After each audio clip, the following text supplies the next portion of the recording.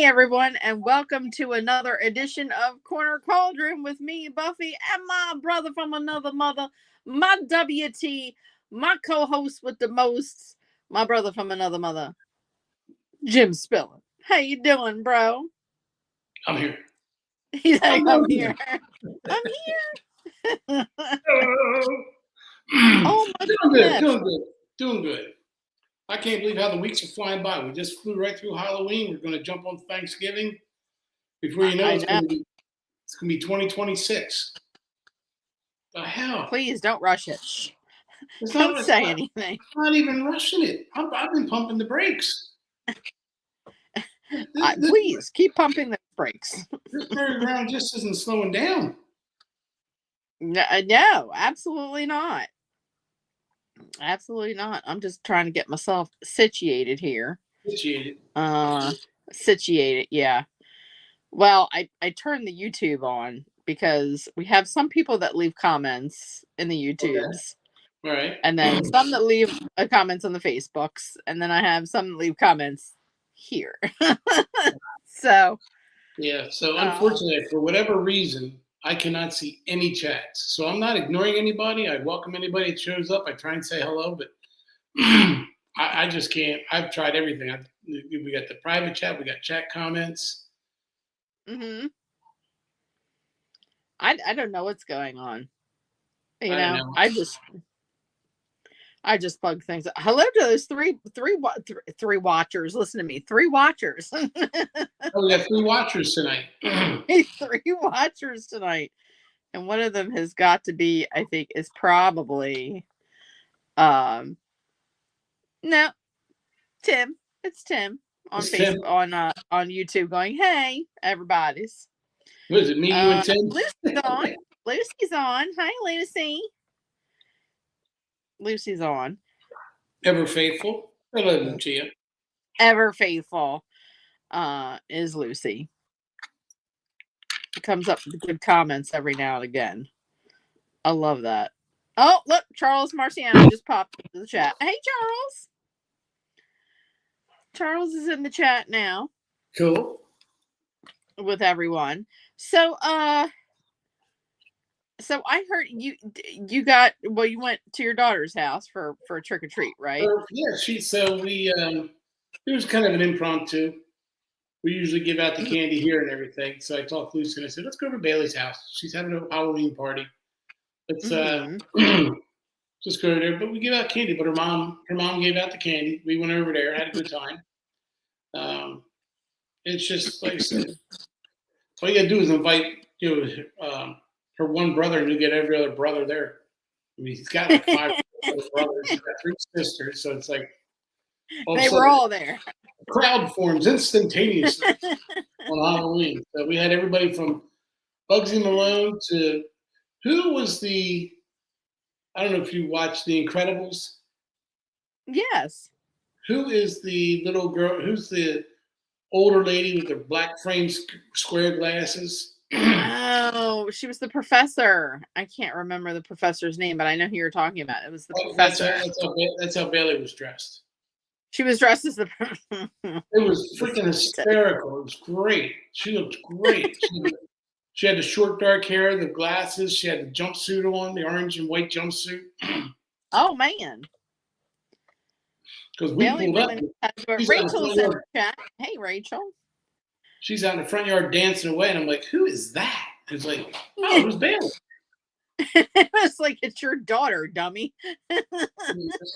Oh yeah, just sit right here. Thank you. We had zero, none. None. They gave out over 230 pieces of candy, I think it was. Well, I know where I'm hitting next year. Screw giving out candy. I'm going over to Bailey's house. I want candy. Right. I'm going to dress up and get candy. Because, you know, I don't know what it was. I went through a half bottle of wine. Hey, sometimes that's what you got to do. Waiting for trick-or-treaters. Well, you know, I did better than my neighbors. My neighbors packed it in before I did. They were like, okay, see you, bye. I'm like, all right, sure, whatever. And they have kids. They truck their kids to the burbs, you know. And here I am sitting on my porch in the middle of Murder Town, USA. Murder Town, USA. You know, in the hood. I Right. didn't even get any hoodlets. That's terrible when the hoodlets don't come out. Wow. Mm-mm-mm. I don't know what was going on. I'm accepting uneaten candy donations, just no candy corn. All right, Charles, you got it. I was gonna make me have a coughing fit tonight, Charles. Coughing fits. That was Charles' comment. What's the matter with candy corn? Y'all haters of candy corn. Who hates candy corn? Charles. He I said love candy corn and the little pumpkins. The mellow pumpkins. Yes. They're delicious. Best stuff in the world. Especially if you get the candy corns that's like the autumn candy corns. They got the brown. It's like the white and the brown. Chocolate on the bottom. Yes. Yeah, absolutely. Yeah, I mean, it's okay. I will be taking donations of all Charles's candy corn that he does not like. So you can give it to me. I will take it gladly. I will be 500 pounds by next October, but I will gladly take it. Oh, and probably dive up.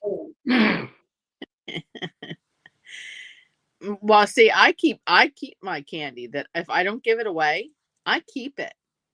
And then Charles with all the barfy faces, he put up all the barfy faces with comments. He said, you either like the candy corn or you don't. There's no in-betweeners. Yeah, there's no, you're either a hater or a lover, either one. And I gather from most of society that you're all haters. There are a few of us that have distinct tastes, you know. I had to go up to the grocery store one day last week, I think it was, for something we were doing. And there was my candy corn, 2 for $6. I texted the wife back, uh-oh, you shouldn't have let me go into the grocery store.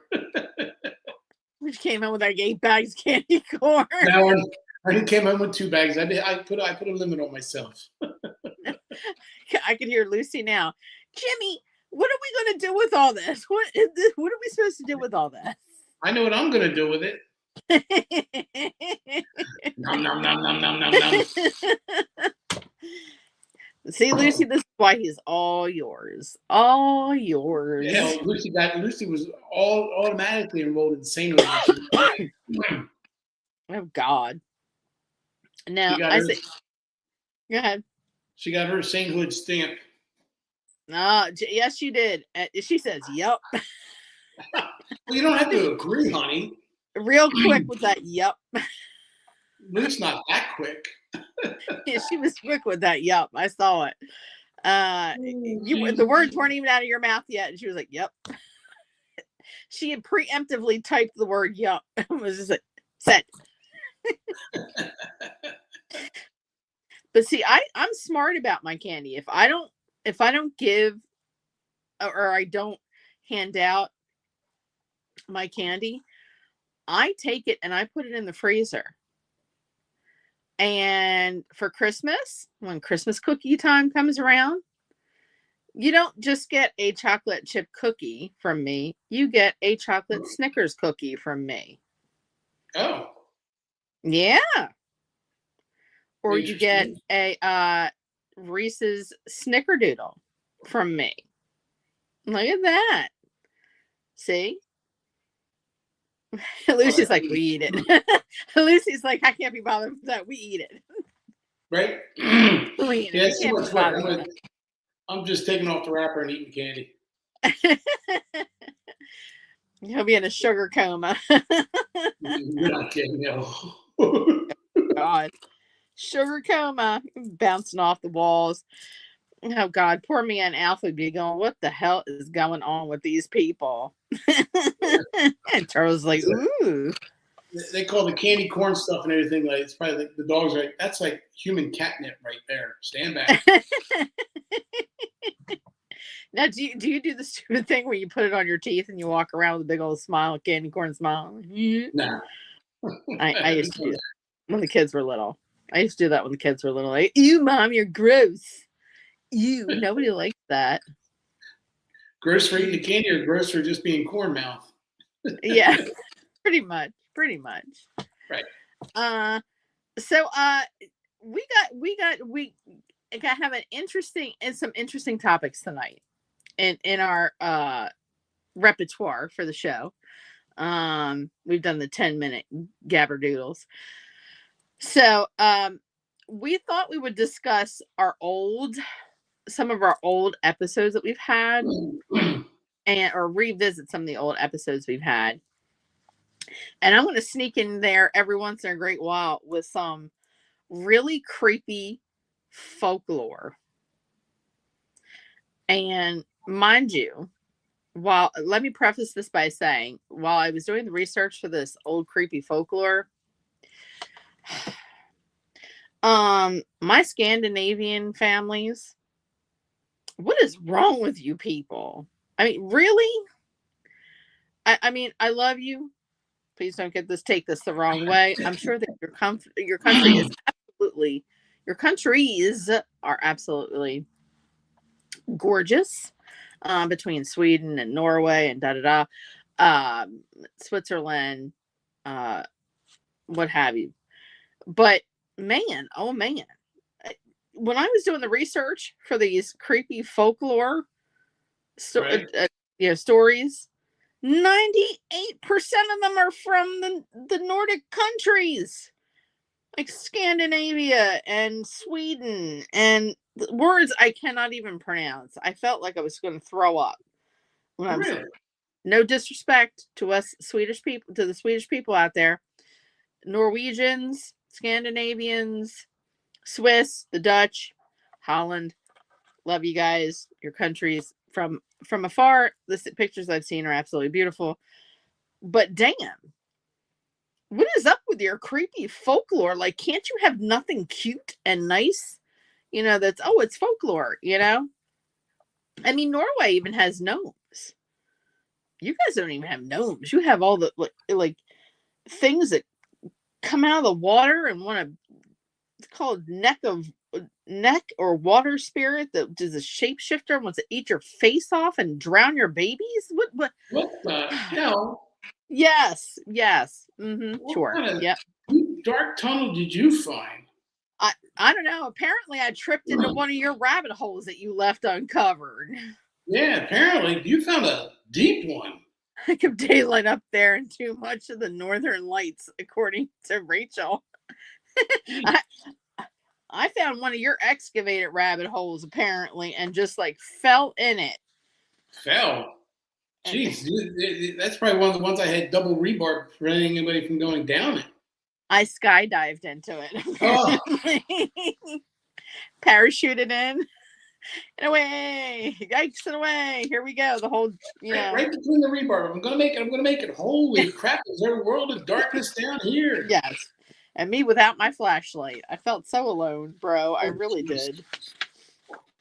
Well, that's typically but you know what though? That's what I think of when you think of folklore. I think of stuff that is creepy enough that keeps you in check to keep you away from things. I mean, that's how I've always looked at folklore. I've never looked at folklore to be like cutesy, nimble, or it's a little bunny rabbit. His name is Sue. Yeah, I've always seen a folklore like like it starts back with like Halloween with the jack-o'-lantern, started back with the turnip with the Irish. right. Mm-hmm. So and what was it designed to do? It was designed to keep away the boogeyman. It was. Well, it was. Yeah. I mean, but I jumped into that rabbit hole that you left, and went, what in the Bilbo Baggins, Lord of the Rings did I fall into? What seventh ring of hell from the Lord of the Rings did I fall into?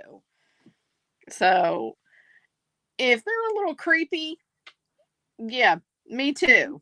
They were a little creepy with me too. I was like, oh my god.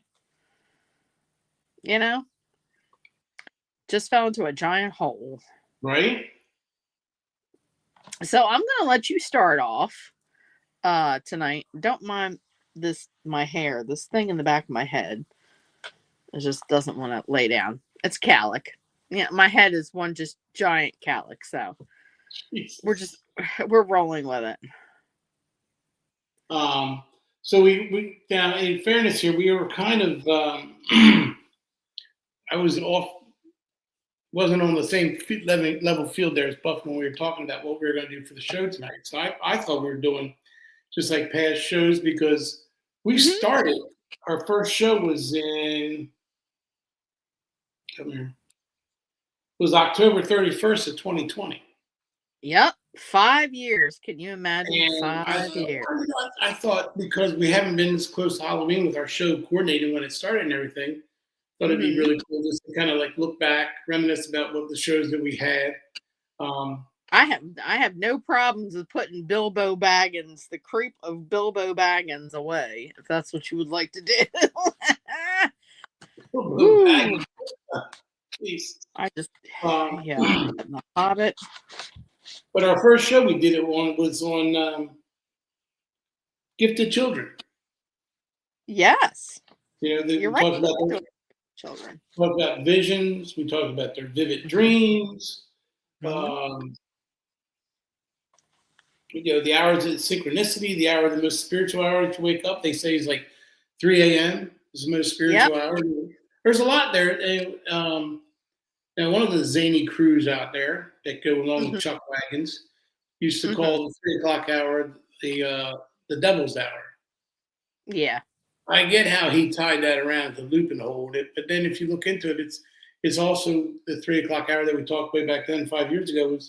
It's an awakening hour. There's something you're supposed to be directed to. There's something, it's a message being delivered. They always said when you wake up at that 3 o'clock hour, you shouldn't go back to sleep. You should just stay there and just kind of like relax, go with the flow, open yourself up, find out what the message is, and go from there. But yeah, so that like I said, that goes from like 3 to 4 a.m. and that's the easiest time because you are. I've always looked at that. That's your most open time. I mean, I know the crucifixion was at 3 p.m., not the 3 Right. a.m. And I get what they're doing, but I think that 3 p.m. is such a busy time that 3 a.m. is better for the connection that you're looking for, and that's why they've always said, don't be alarmed by the 3 a.m. wake up. It's not the devil's hour. It's not the death hour or anything like that. It's not like the three knocks that are supposed to be, mocking the Holy Trinity or anything like that. It's just an awakening hour that you just sit there and just, okay, let me get my message. And so that was, I thought, it was kind of, that was kind of cool. They say, you hear, God, you might hear guiding voices. Is one thing Yes. on there. And and when you say you hear guiding voices, it doesn't have to be an out loud. I'm hearing it. As long as you're hearing it somewhere, like you're receiving the message. It doesn't in your ears, in your mind, in your eyes. Maybe even a gut feeling that makes you get up and maybe checks on your kids or checks on your dogs, checks on your pets. Who knows what that message is supposed to be? I've never found anything since then that it just said this means to pay attention to verbal communication only. No, or mind stuff like that. So that was our first show that we had talked about on. And there was a lot of things. We talked about the third eye. How it hinges kind of right between your eyebrows. That's people. I think the third eye. I think the third eye is the people who are more. Pardon me, as I scratch my left eye, not my third eye. He's scratching his third eye, everyone. Now I can't see anything. I blocked my third eye. But so it's right there between it, and it's supposed to help you with their guidance. And I think really, but I think the third eye to me, and when I was looking at this, was to me is more of a metaphor for a concentration. I may lose Right. you here because Adobe is asking me to update. I'm going to try and remind later and stay on. I hope I do. Shit. Oh boy. No, oh, there I am. Good. It wasn't as bad as I thought it was going to be. But the going back, the third eye is not so much a physical thing, more of a mental thing. Mhm. It's maybe kind of like the just bring you to a center of concentration, Right. more so than just I being like a proverbial third eye. right. That comes full circle because if you watched Witches Winging It last Monday, Jen and I went on this vast trip of the Akashic records, right? And what the significance between the Akashic records and the waking between 3 and 4 a.m. in a consistent pattern.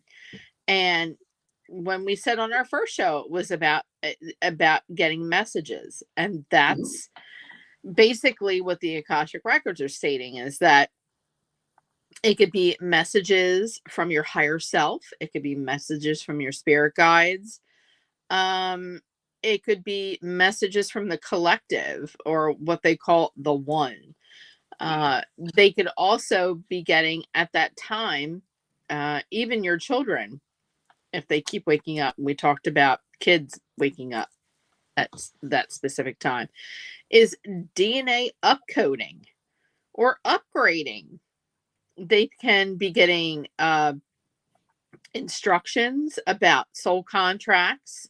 They can be getting instructions on leveling up vibrationally into another dimension. You Mhm. can even, according to the Akashic records, between 3 and 4 a.m. is when people unknowingly astral project. Oh, They really? involuntarily astral project. And that is also the time where time slips are open.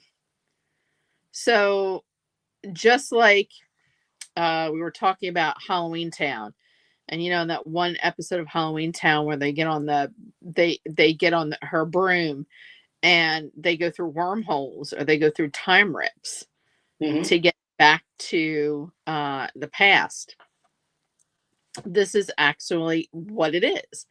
It is almost a form of time travel. You can time slip dimensionally during those hours because the Earth's magnetic force field is at its quietest between the hours of 3 and 4. So anything coming from the etheric, including your spirit guides or uh, extraterrestrials, anything of that nature, can be coming in and guiding you. It's the time when your higher self or your spirit guides um, come to you and say to your spirit, come sit with me. We need to have a conversation.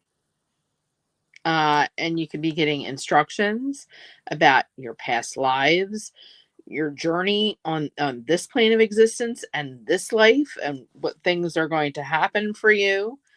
Um, DNA upcoding. You can be astral projecting. Uh, Vivid dreaming is another one, a way that they are able to kind of talk to you and for it to stick, because you are uninhibited between those hours of 3 and 4. That is when they find you at your most deepest sleep, or your REM sleep, Mhm. so that your brain is not worried about you being on the defensive. It's cut that part of the operation out because it's more concerned about the ABCs, which are airway, breathing, and circulation at that time. So that's one of the let's see, lack of daylight. Rachel says she definitely needs to go back and watch last week's. Please do. Um, and you will hear Jen and I talk about significant things with the Akashic records and the hours of 3 to 4 a.m. with that. Nice. But that came full circle. See how that came full circle? We've been doing this for Right? 5 years. And little did we know that on our brand new sister show that we would wind up, coming full circle. I didn't even think about that when we were doing it Oh, okay. because we've been doing this for 5 years. So it's like, wow, I really didn't think about us or what we were doing on our that was our very first episode. Mm-hmm. That was Halloween night, 2020. All right. Oh, wow. It seems so long ago. Oh my goodness. The time just flew by. God, those years just flew by, let me tell you. Flew the heck by. Um so yeah. So what else you got for us? So we did a show which actually is coming around here since you're talking about folklore and everything is the familiars. Mm-hmm. Um, Oh gosh, yep, you're they come familiar. around, which assist in witches, cunning folk, in the practice of magic. Yep. It's familiars are that to the witch that Mm-hmm. helps them move on, whether it be a cat, whether it be a spirit bird, it be an owl, whatever kind of things you acclaim to a person, using the term witch lightly and for the meaning. That's where the familiars come in, and that's how people used to get in trouble with their cats and everything. She had a familiar um, that did There her you go. bidding, that helped them get somebody out of their property or something like that. And that was the ultimate goal with when you had that kind of stuff. Mm-hmm. And that was our show. We did actually that was our November. Where you at? Come back to me. That was our November 21st show. That And was we very did close to Thanksgiving. yeah. So we talked about familiars. Just and it's funny how it all comes around again because you talked about the third eye. We just talked about the third eye. We talked about the hour of awakening. Mm-hmm. And everything. It kind of leads you into familiars a little bit because you still have some uh, witchery going on per se. Yep. People are in a Mm-hmm. hyper vulnerable state and they don't know what's coming their way, and all of a sudden they just happen to see so and so down the street just let in 3 cats, or they just had an owl come in through the upper window, or they had Mm-hmm. a bat come in. And it was kind of funny because when I was looking at all of our past shows, I'm like, wow, this is like so full circle. It's with what we used to do with Tim when we did a show with Tim, when we did before Corner. We've always been Corner Cauldron. Why do I think there Right. was another show? We did. I did paranormal talk too with Tim. Paranormal Talk too. That's right. Yeah, I remember Yep. Tim being. So like when you guys did shows and everything seems to come back around at like a given point, because look how many times we could have talked about all that, and we haven't. We talked about it on basically a 5th-year anniversary of the shows, and all the past stuff that we've talked about, the familiars, the third eye, the waking up at 3 o'clock in the morning, what does the benefits give you there? Um, so familiars, but like I said, familiars are given psychic protection by their witches. That's the other thing. Not only do they aid and do the bidding or the helping of, but they also get Right. protected for doing their work. They're not just put out there and being vulnerable. The problem is they become vulnerable when, as we've learned when we talked about these shows before, that somebody wants that piece of land, or somebody wants that extra money, or somebody wants that whatever it may be, and just go there and say, hey, she's got a familiar, and all of a sudden they get out of the trouble. They have to give up their land. They lose their land and everything. Right. So that was What else did we have on there? Uh, and then also we talked about when the witch's familiar dies. It's Mm-hmm. painful for the witch because of and it's astral spirit. So there we are. We're right back again to astral. Yep. If everybody knew how much lived in the astral, I'll just use the astral world right now because astral projection is kind of the same thing, but the astral world with sitting out there, we would be amazed. And a lot of it could be attributed to parallel universes. It doesn't have to necessarily be astral projection. It could be misinterpreted. It's like, am I doing astral projection or am I in parallel universes where the road, the bend in the road is a real sharp, hard left, and I didn't make the cut and I went straight ahead to another parallel, but came back before you realize anything's going. Whereas astral projection, like you said a few minutes ago, you can get lost. Yeah. You can get lost big time. And we always said here, it's like we talk about it, and I think people's first notion is to go back to Insidious, where Yeah. Dalton is out in the projection. And he says, I see myself fly at night. I see myself leave my body. Yeah. And then he got too deep. Now, Yeah. again, it's a TV show we're talking about, but there's some truth behind all that with that astral projection. And that's why me and Buff have always said, whenever we bring up, because we did a show on astral projection. We did. And we also both said, look, we won't, I may not have the right teaching hands, but I got enough to give you a guidance on how to do it. I will never do that to anybody. We agreed that we wouldn't do that because you just don't want a lost soul out there. And all of a sudden you have to live with shit. So-and-so tried astral projection and, now we can't get him back. Would it be just a mental lapse or would it be as drastic as it was with Insidious and Dalton? I don't know. It could be just that drastic where all of a sudden now you're laying in the bed and everybody thinks you're in a coma, but you're not. You're stuck in a projection state that you can't figure out how to get back from because nobody realizes you're in trouble. Right. And that's going back to the familiars.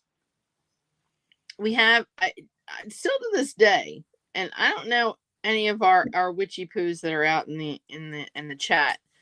I have gotten so tired of hearing about the only familiar that a witch is allowed to have is a cat, and it's got to be a black cat. No, it does not. No, it does not. In fact, you work your way up to bigger animals. Back in the day, when there was actual witchery going on, way back in the day, and they were teaching, or they had a witchy poo in tutelage. Their first familiar was not always a cat. It was something that was easy to control. It could have been a spider. It could have been a toad, something tiny, and then they worked their way up to larger animals. You could even have a human as a familiar, someone that you put under a spell to do your bidding. It could be a glamour spell of some kind that you put on, and then have that person do your bidding. It could be something you created, like a golem. It doesn't have to be a cat. You're used to seeing in folklores and stories that everything is a cat. It's a cat. It's always a cat. No. Did you ever watch Harry Potter? Okay. So what did Ron Weasley have as a familiar? You should know this one, bro. I should know, and I'm drawing a complete blank. Oh, and how? Yeah, what animal did he have as a familiar?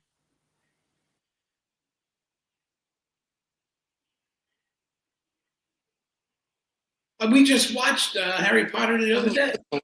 Oh, good Lord. Oh my goodness. Eh, A rat. Times right. Yeah, a rat. Scamper is a Hold rat. on, hold Lucy's on. like, it was a rat. It was a rat. I gotta give a shout out to Lucy. She just yelled out "rat" right after, Yeah, right I before heard I her. said it. So I I heard got the her answer through from Lucy. the video. A rat. Excuse me. A rat named Scampers. Hermione had her cat, and yeah, had her cat, and Harry had his owl. Right. So that shows you right there that they tried to break the I guess it was the stigma that it always had to be a cat. Always had to be a cat. I think wasn't it Neville Longbottom who had a toad? I think it was Neville Longbottom had a toad. That was his familiar. Yeah, I can see Neville. You heard me, Buffy, but Jim did not. She said, I heard her, but you did not. I heard you. You gave me the answer. I said it right away and gave you credit. And you can hear me right now too. Look, now. But familiars were used not only as something to go do your bidding or be able to do who had the phonics. The phonics? I don't know who had the phonics, Tim. You're gonna have to explain that one to me, honey, because I don't know who had the phonics. Something about phonics. But does he mean Phoenix? Phoenix. Who had the Phoenix? The Phoenix? The Phoenix was Dumbledore. He had it in his office. Yeah, that's what I say. That's not. Yeah. Yeah, he had the Phoenix that was in his. Well, Gryffindor had the Phoenix emblem. They did. They had the no, it was a lion. I think it was. I think it was a lion. Don't make me have to look this up now. Oh, I'm going to Google.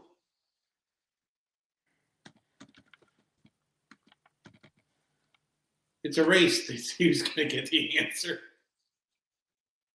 My computer don't. No, what are you doing? It's a lion. It's a crest. It's a lion. Okay. It's a lion. It's a lion. The Phoenix was with Dumbledore had the Phoenix in his office. Okay. Close, Tim. But with that being said, they again, a familiar was not only something that you could, I guess, will to do your bidding, but also was a form of protection. Also an informer of like, oh, you gotta give it up. You gotta close up shop because somebody's coming. It would wander around town bringing news. Like, were their heads on the chopping block, so to speak? Were they going to be the next ones that were going to be arrested? Right. When they were laying low, they could send their familiar out to do errands or chores for them.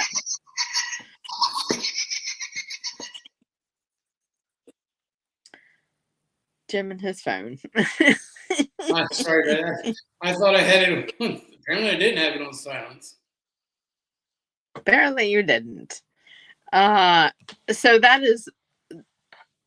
was the show that we did on familiars. But you know what, though, when it grew out because it was about familiars, monsters, and mysteries, and one of the I'll let when we get into the folklore, one of the creepiest ever for me for folklore and everything.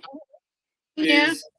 I know we don't say it a lot, but I'm going to say it because I know we're all protected and it's safe and everything. But it's the Wendigo. Uh-oh. He said W word. I thought the Phoenix was coming back too. That is it was reborn. When you talk about folklore and what things it does and what it doesn't do, and I mean the W to me it's just he's just I will Go ahead, I'm sorry. I keep interrupting you. Go ahead. No, you're good. Yeah, no, that to me so far out of when you look at folklore, when you look at monsters, That was myths, anything, that W is mhm. craziest of craziest son of a bitches that you will ever come across. Do you want to know that was the only one that was not of Nordic background that was on my list? That was actually oh, on my okay. list. I mean, Yeah. to what it does, how it handles itself, and the creepiest thing about it is it's a mythical, but is it because it doesn't actively hunt, it lures and freaks people out with mental process Hmm. and everything. So that's what that to me that's it's kind of like the all-in-one embodiment of the folklore that scares things away, hunts you down, doesn't. It's kind of like the Michael Myers of the folklore to me because no matter how fast you run, Michael's always walking and always catches up to you. And Wow. that's how I've always looked at the W. I'm like, that is just like the one thing I would never want to encounter or run into. There's one here. Well, these are all the pages I came up with crazy like folklore. Look at all this Look at stuff. Jehiminy. Jeez. So No, you since missed we're the on, rabbit. You caught a triple-headed rabbit hole is what you caught. I told you I went paragliding down one of your excavated rabbit holes. Uh, Paragliding. That wasn't a paraglide. That was one of them damn squirrel monkey suits that they project themselves off the side of rocks. all I know is I went to the seventh ring of hell to get this done, Woo! and I don't ever want to go back. You got out a little Um, scorched. Holy crickety crackities. there's this thing called a myling, spelled Myling. Oh God, here we go.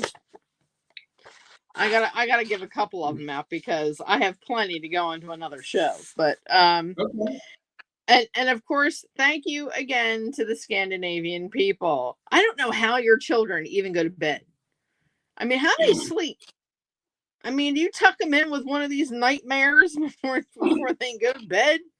No offense to us, to my Scandinavian friends. However, it says a Scandinavian folklore stemming back to the olden days when unwanted children, due to being conceived out of wedlock or to parents unable to take care of them, could be abandoned in forests or other isolated areas, often sadly left to die.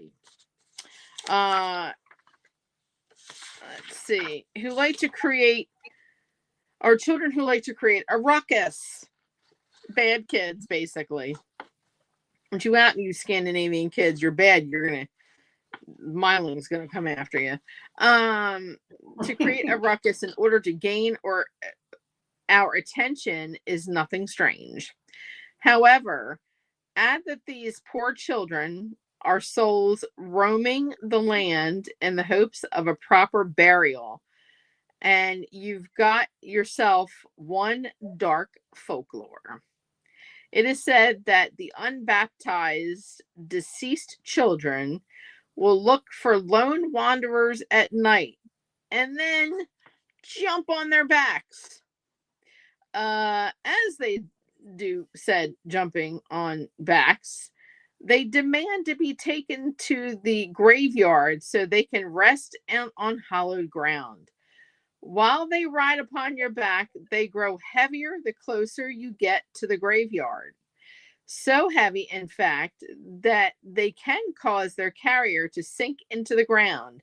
And if you are unable to make it all the way into the cemetery and the Myling's final destination, in a fit of rage, it will kill you and then eat your head starting at your eyeballs first.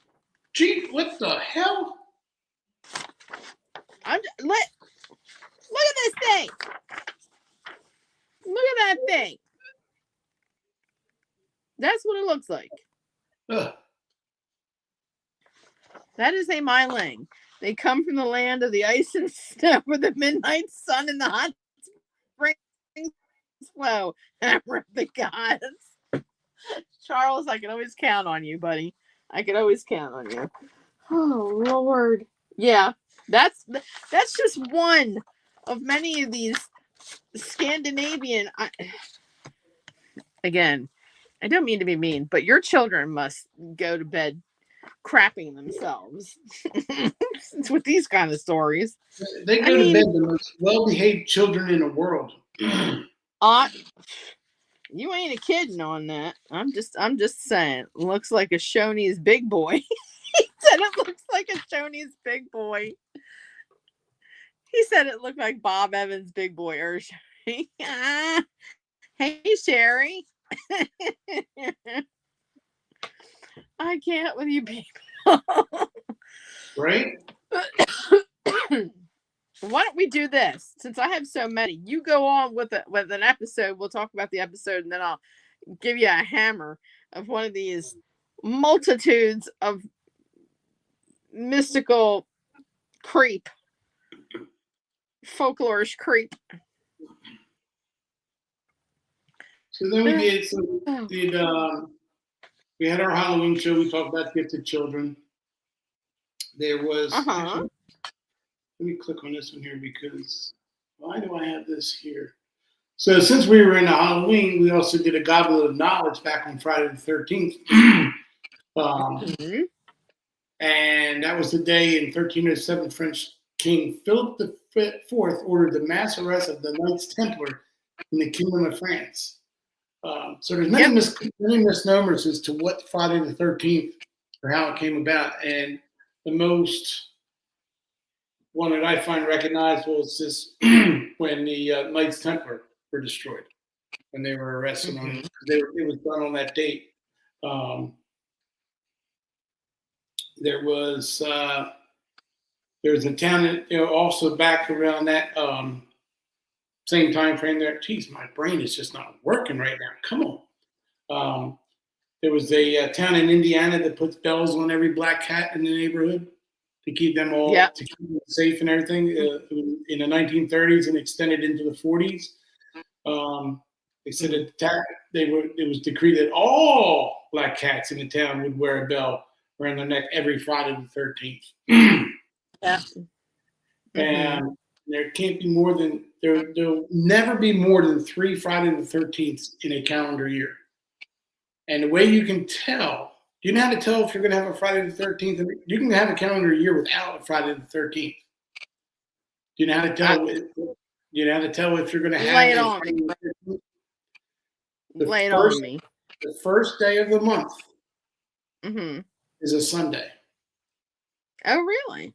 If you have it on a Sunday, then you're guaranteed to have at least. The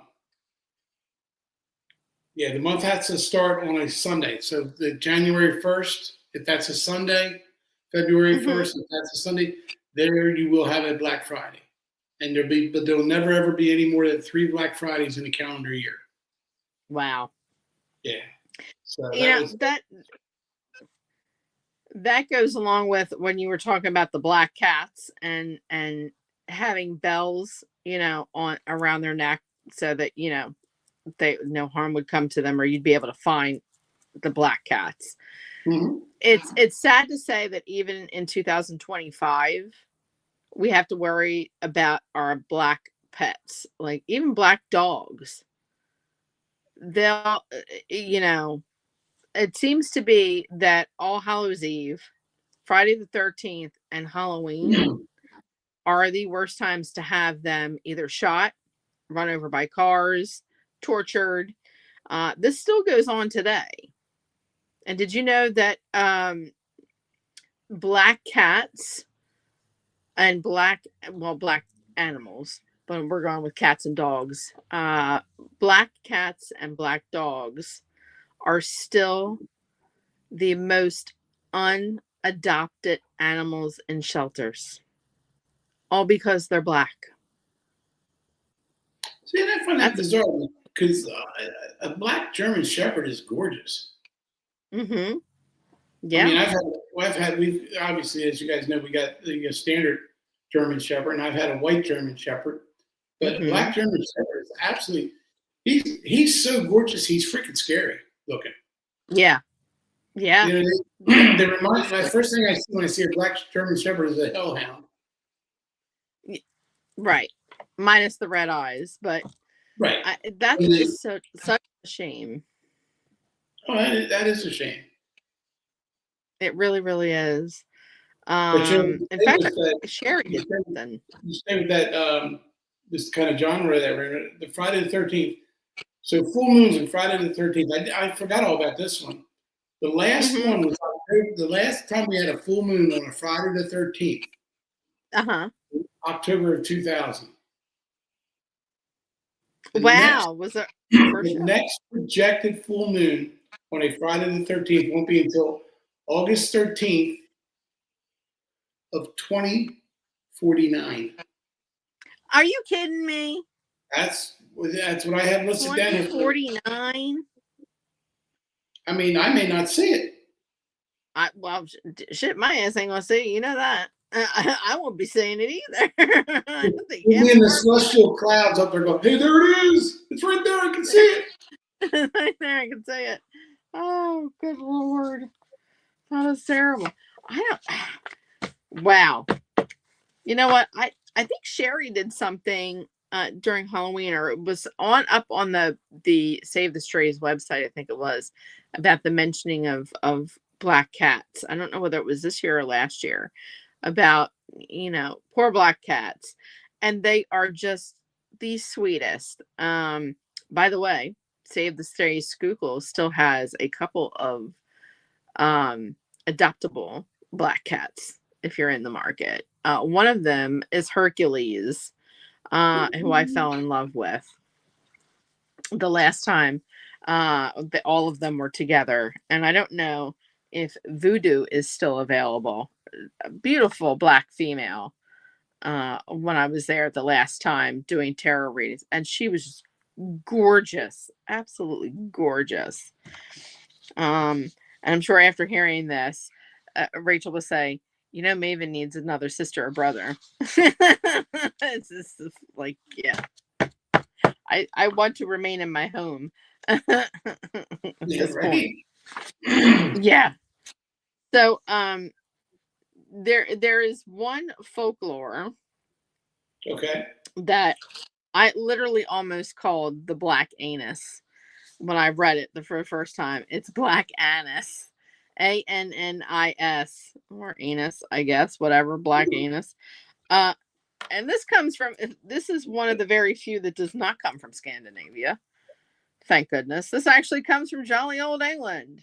It is an English folklore that the black anus or anise is a blue-faced witch who is hungry for lambs and human flesh. So specific. I mean, don't give her any pork, don't give her any cow. She wants lambs and humans only, apparently. Uh and human flesh, especially children. She has the razor sharp claws to rip into the skin, which she is known to hang on trees to tan before wrapping them around her waist to wear as a kind of skirt. Her Oh. claws are so powerful, she digs into the sides of mountains and cliffs to make herself a home, known as the Black Annis's Bower. Like much of folklore, the story is used to warn children not to misbehave. Should Black Annis reach into their home to steal them away, one of the more popular folklores internationally is that Black Annis has been featured in everything from video games to songs and books, including mentioned by J.K. Rowling herself and Harry Potter. Harry Potter. I can't even talk. Harry Potter. Harry Potter fan club newsletter in 1998 and in 1999. Thank you, Black Anus or Black Ass, whichever one you prefer. Take a minute to collect yourself, bro. I'm feeling You need to verklempt. breathe. Speak You're amongst turning yourselves. purple. What?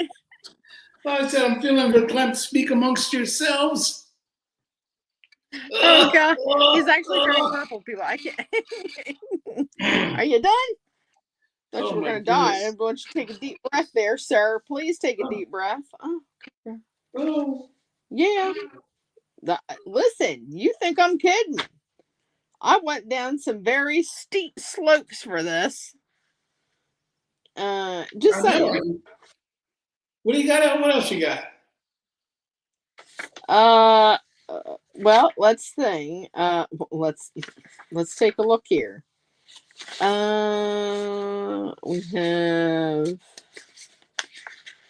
this thing called. Oh, okay. Here's something really interesting. Ever heard of a Tikaloshi?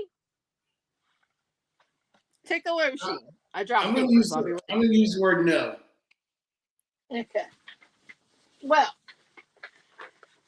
Tikaloshi. oddly enough, the Tikaloshi comes from Africa. All right. And actually more specifically comes from the Zulu tribe of Africa. And it says the Tikaloshi is a Zulu mythology, includes a number of deities, including the Tikaloshi, or dwarf-like water sprite, whatever that means.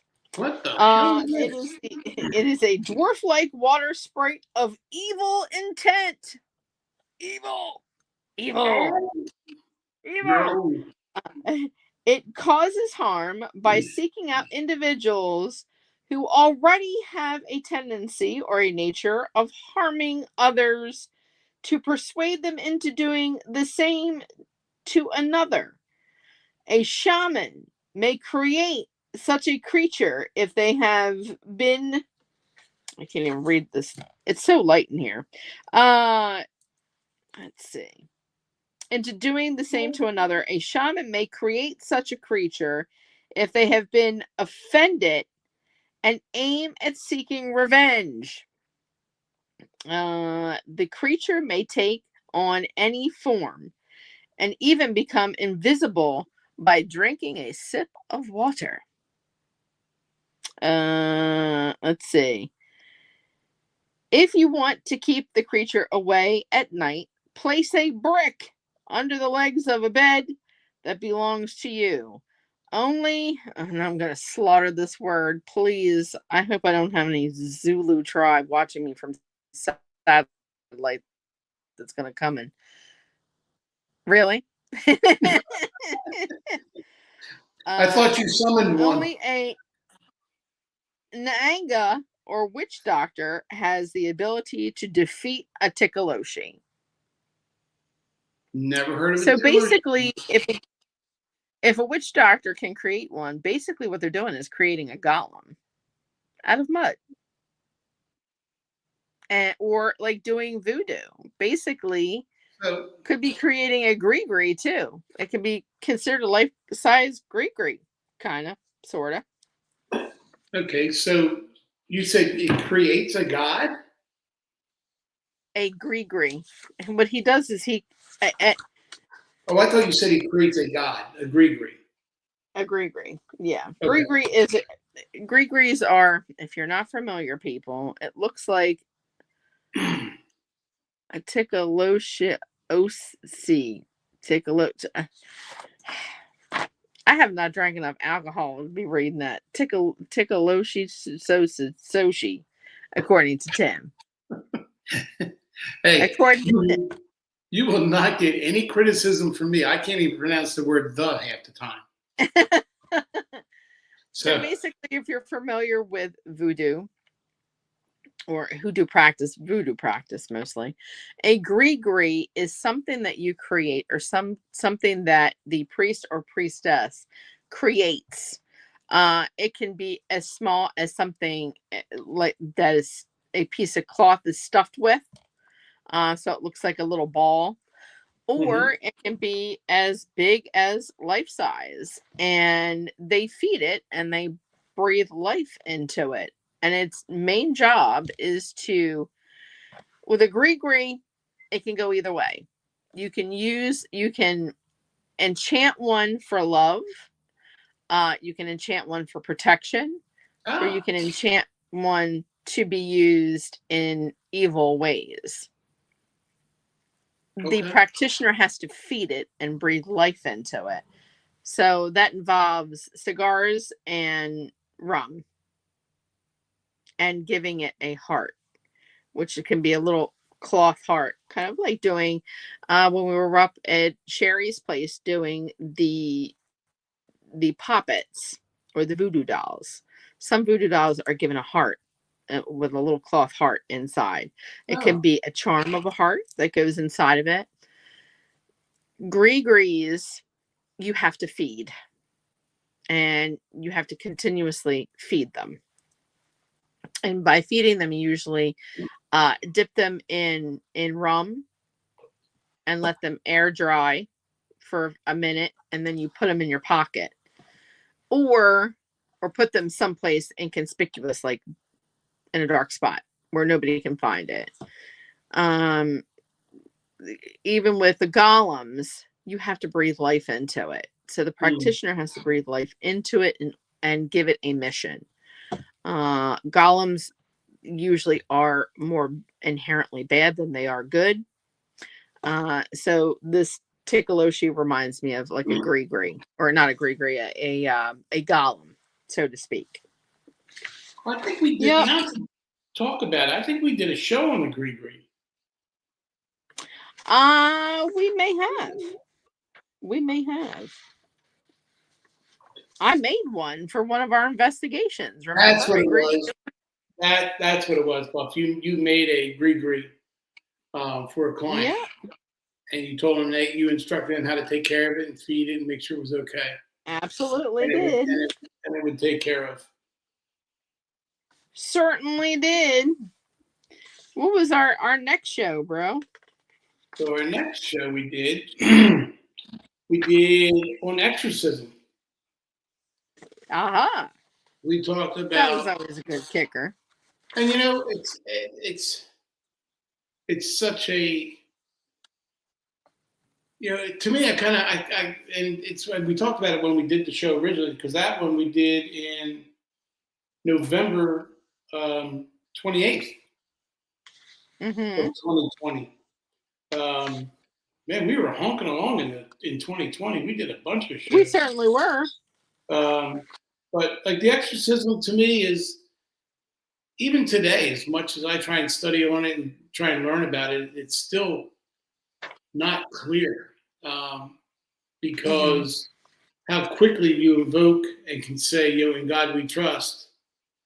But the minute you want to turn it around and say, oh no, the devil made me do it, everybody thinks you're copping out to getting out of something, or getting away with something.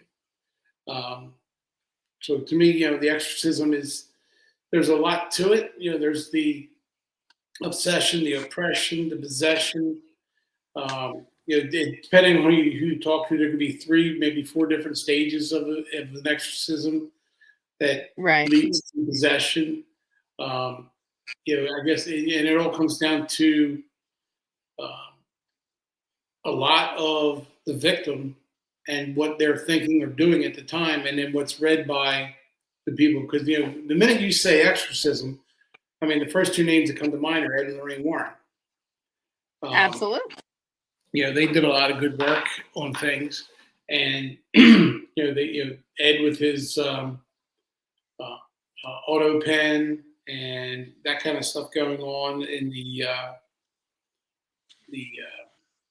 house in Pennsylvania in '86, Mm-hmm. The Smurl house. Yep. Um, The small house. those things going on, and you know I mean, even just yeah, and again, the exorcism is they getting rid of. It's not the possession or anything. It's the getting rid Right. of the not somebody's possessed is because it's gone through to me, which I think are 4 stages: obsession, Mhm. oppression, um, um, it'll come right to me, and then possession. And you can Mhm. watch them all as they progress. But it's it's watching. Then you and I have done a case where we watched a possession occurring, Yeah. and we were able to get out of it okay, and the client was safe, and everybody in the family was safe. We were lucky, Mhm. And anybody say what they want to say, but I always say we were lucky because if you get We the right, were very lucky. We you were get very the right mixture or the wrong mixture, which is it sounds like an oxymoron, but the right or the wrong mixture goes sour fast because that's the one there I'm talking about is one where we had that one EVP where it said "Don't believe him." It was that very demonic, scratchy voice. that right there. That is probably in. Let's see, That like right there. Right. so. Dalton is 28. So he was playing baseball, and I met the members of Damara Historic Haunts in somewhere around 2018 or 2019. I met them, now, maybe a little bit sooner than that. And that there is by far the creepiest, craziest EVP we've ever Mhm. captured, that I've ever been part of a team that captured. And the best part Mhm. about it is because I'm also, me, I'm the debunker. The best part about it was Yep. we were fortunate enough to have video running that night, and you can clearly see me and Jeff were the only 2 guys in the house, weren't even talking at No. that point when Yep. that was set. And that was, I mean, I remember the day I found that EVP. I was leaving work, I was reviewing the audio recording and everything, and I hit it play in my car, and I didn't even get out of the parking lot. I'm like, what the? And I went back to it. I get chills from it right now. I went back to it then. I'm like, It, holy shadooski. mhm. Yeah. Yeah. I mean that was 2016 Yeah. because that was my first case that Right. I'd ever gone on with you guys, Yep. mind you. And No, we I'm broke looking it in at you guys the with the chat here. Mind you, people. My very first case right way. with a paranormal group, not just by myself. And I'm sure that if the ones in the chat some of you have heard this before. hmm So I'm thinking that like, oh yeah, let's meet up at this house. It's in Newark. We'll be fine. Blah blah blah. Whatever. Fine. Give me the address. Roll up to the house. Meet everybody. Meet Jim for the first time. Of course, this is the time when he calls it my crazy pants. I had the Yep. crazy pants on. I came out with these crazy pants that he was just. It was like I don't know what the hell she's wearing, but okay, we're gonna roll with that. So we go into the house, and it's a possession case. And I have never been on a possession case before. Had I dealt with like demon, absolutely. Had I dealt with human spirit, absolutely.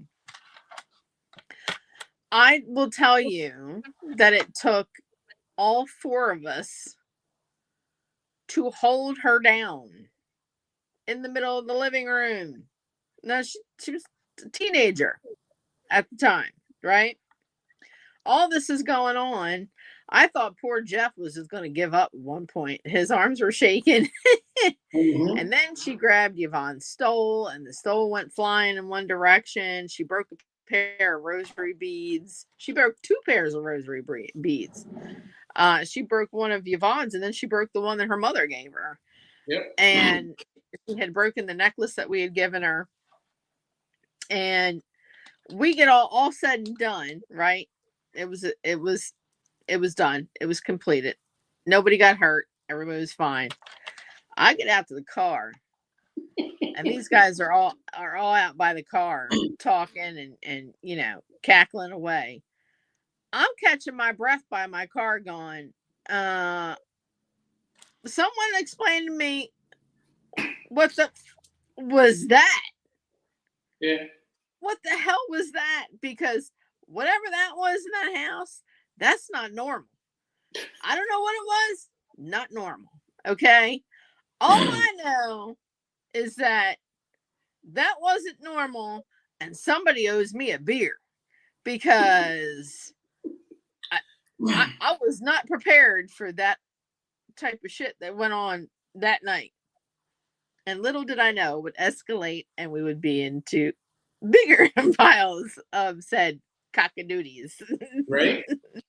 But you in could our feel 10 that. years of doing cases. But that's the one where you walked in the house and you could feel it.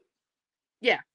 I had the analogy I'm going to use isn't that vibrant, but it kind of gives you that feel. It's like you walked in, and it was like I'm looking right at Linda Blair Oh yeah. because Oh the yeah. eyes were dark. And what I remember about walking in that second time was because I'd been there the first time. Obviously, we went back and had you part of the team. By then, when I went back the second time, the eyes were so cold, so dark. Yeah.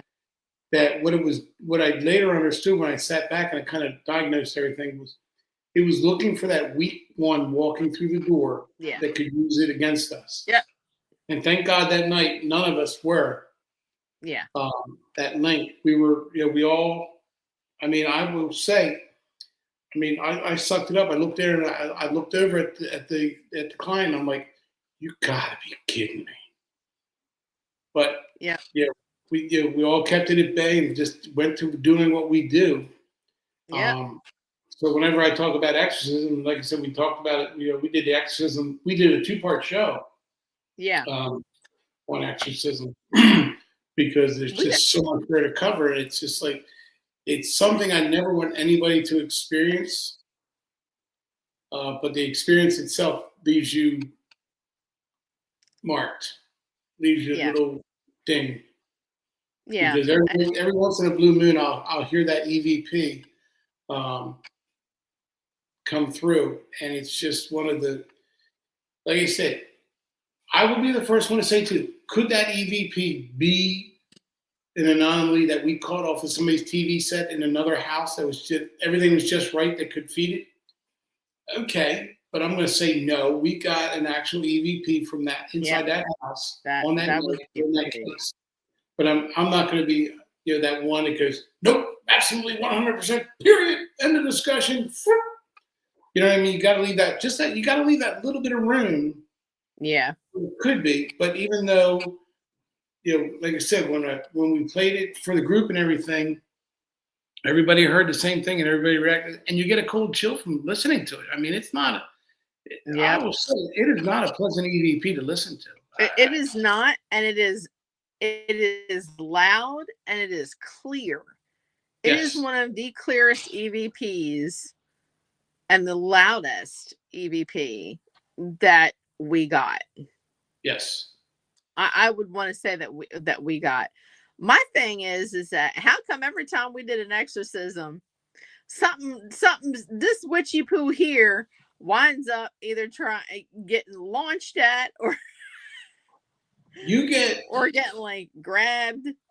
You get more occupational hazard income than anybody else. And I wonder though, Buff, it's got to be like you've taught Bailey and you've taught other empaths and everything. I think it's because of your makeup. I guess. Regardless of what you and this is my belief, and I could be wrong on all this, but my belief is because of your makeup and because of what you're able to do and your abilities and how you can guide people and train people, I think there's just that little crack that for you either A moves around or it's just something you can't seal that you feel a piece of everything when we do cases. I don't know. That's the only way I can explain it. It's like there has to be because no idea. You were in the basement on one time and you were speaking some kind of gibberish.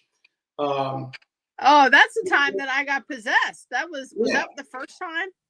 That was the first time. I think that's at least the second time that I can think of. Was that the first time?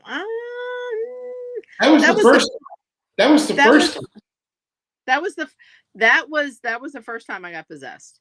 That was the That was first time time. number that was Yeah. time number one.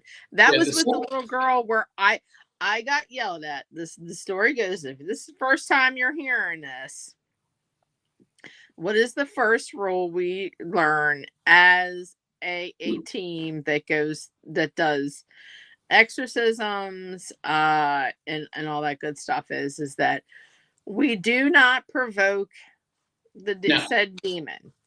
Now, I may have slightly provoked a demon that night that was in the house in the basement, but I have good reason to have done that. And that was because if I didn't step in the way of that thing, it was going to go upstairs and That little girl. possess a 5-year-old little girl Mm-hmm. that we knew was no way, shape, or form going to be able to survive a full on exorcism or be able to last that long. So I took the only option I knew. I stood in front of it and I stood in front of Jim, who was behind me at the time. And I said, if you want to play games and you want to pick on somebody, try somebody your own size. And then I got hit with a ton of bricks. To this day, I don't remember a lot of it. I really, really don't. All I know is that it got pitch black for me. I couldn't see or hear anything. At the tail end, I could hear everybody's voice and it sounded like it was in a distance. Like, you're a million miles away and I Right. could hear your voices. And when I came to, or when I started fighting it off, was when I think I opened my eyes at one point and saw you in front of me. My butt's in a chair. It wasn't in a chair when I first started. My butt was in a chair. You were kneeling in front of me. You had your cross in my hands and you were saying, "Stay with me. Stay with me. Keep looking at me." Mm-hmm. And that was all she wrote. The feedback that we got, or the EVPs that we got back from that, or the voice recorder, I was speaking in a language. I know a lot of languages. This was one. There was Arabic. I know a little Arabic. I know very little Aramaic, which sounded like Aramaic at one point. And then it went to Latin, which Right. and I believe it loosely translated was I told Yvonne that there was no God. Right. That I was her God and that she was to obey me. And when I woke up after the whole thing, there started to be there was a whole room of people down in the basement. There was a slew of people. I woke up, there was nobody. Like they had all left. Like there wasn't near one of the family members down that basement. Well, you also have to remember, you got to tell them too, when we were down there, we had one of the family members holding one of our blessed crucifix. And I do remember that. Jesus came off the cross. Oh, was that? Yeah, that was the time that Jesus yeeted himself off the cross. That was literally that. Yeeted. Yeah, because the one guy holding goes, "Was this supposed to happen?" And he went upstairs. And then not making it holy, happy jokery or everything, but that's also when Yvonne was going through her steps to rid the house. Yeah. You're getting possessed. I'm trying to keep you around, and Jeff's going, Yvonne, we need a little help back here. And Yvonne's like, not right now, Jeff. He goes, but we need a lot of help back here. And that's when the guy ran upstairs without the cross with the crucifix on it. And I'm like, Oh man, hell has come to Helltown tonight. That one, that had to be. If I had to rank them, that would be number Who 2. was it that said something about he? You know it's got to be bad when Jesus just yeets Jumps right off the himself off cross. the cross. He went on the cross. Even And they Jesus found him went on the stage floor, left. like underneath something.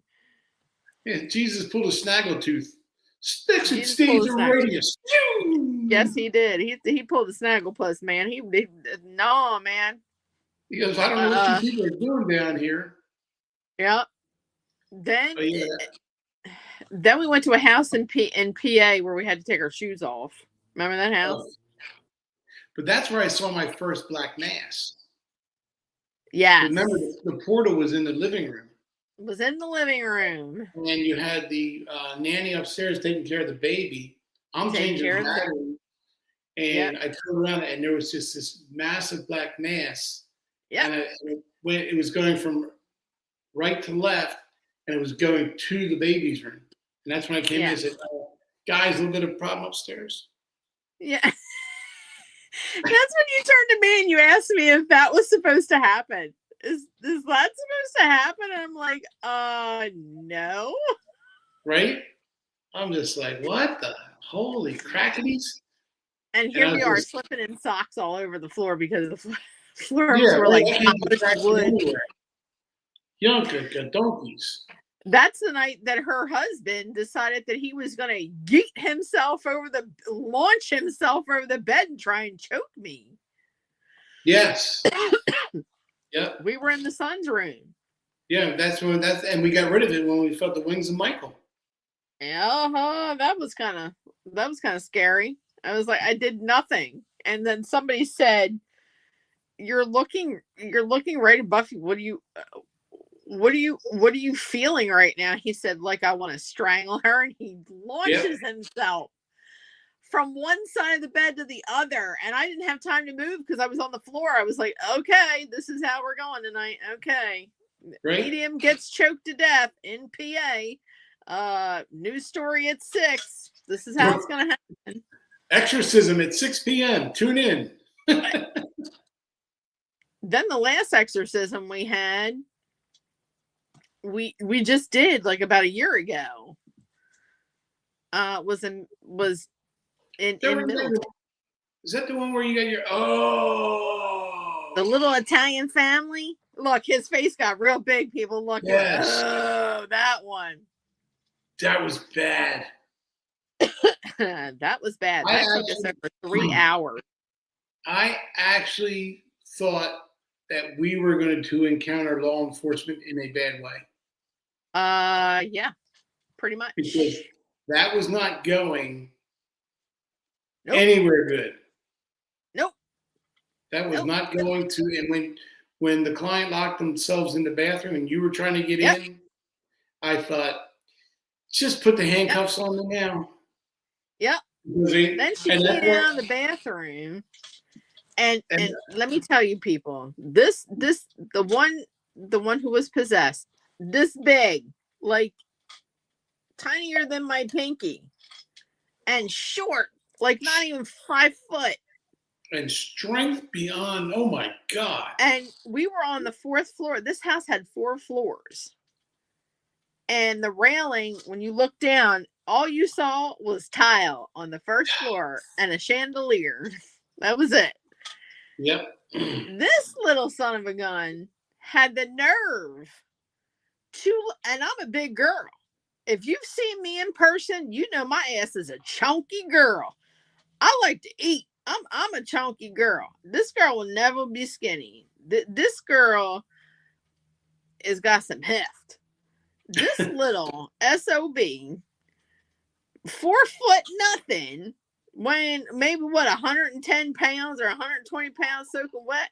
Yeah. Picks my fat ass up and tries to hurl me. Again, I love using that word. Yank me off over the railing.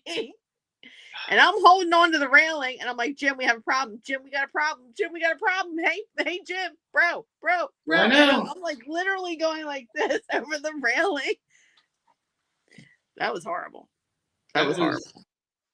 as far as an interactive possession, that was so. The first one was the one where we got the great EVP. Yeah. That would be number one. Number two, tied for a number one, is that one there, and that we just talked about, where the client was with trying to throw you over around, lock you in the closet. And I thought, yeah, we're all going to jail tonight because there's no way anybody's going to believe what happened here. Now, I'm just hoping to this get is gonna go. I'm hoping for probation, but I'm definitely looking for parole. Yeah. But that's actually another key point to everybody that's listening. Is if you are involved in these kinds of cases, there's no leeway or thought given to you in any kind of defense, because Ed and Ray One had a show that they did with The Devil Made Me Do It. Yep. The guy who committed to murder did 5 years, but Arnie, and to go away from that, you can go right into the one in Germany where the 5 priests, or the priests and the 5 nuns, went to jail for what's her name? Yeah, hold that girl. Yeah, possession.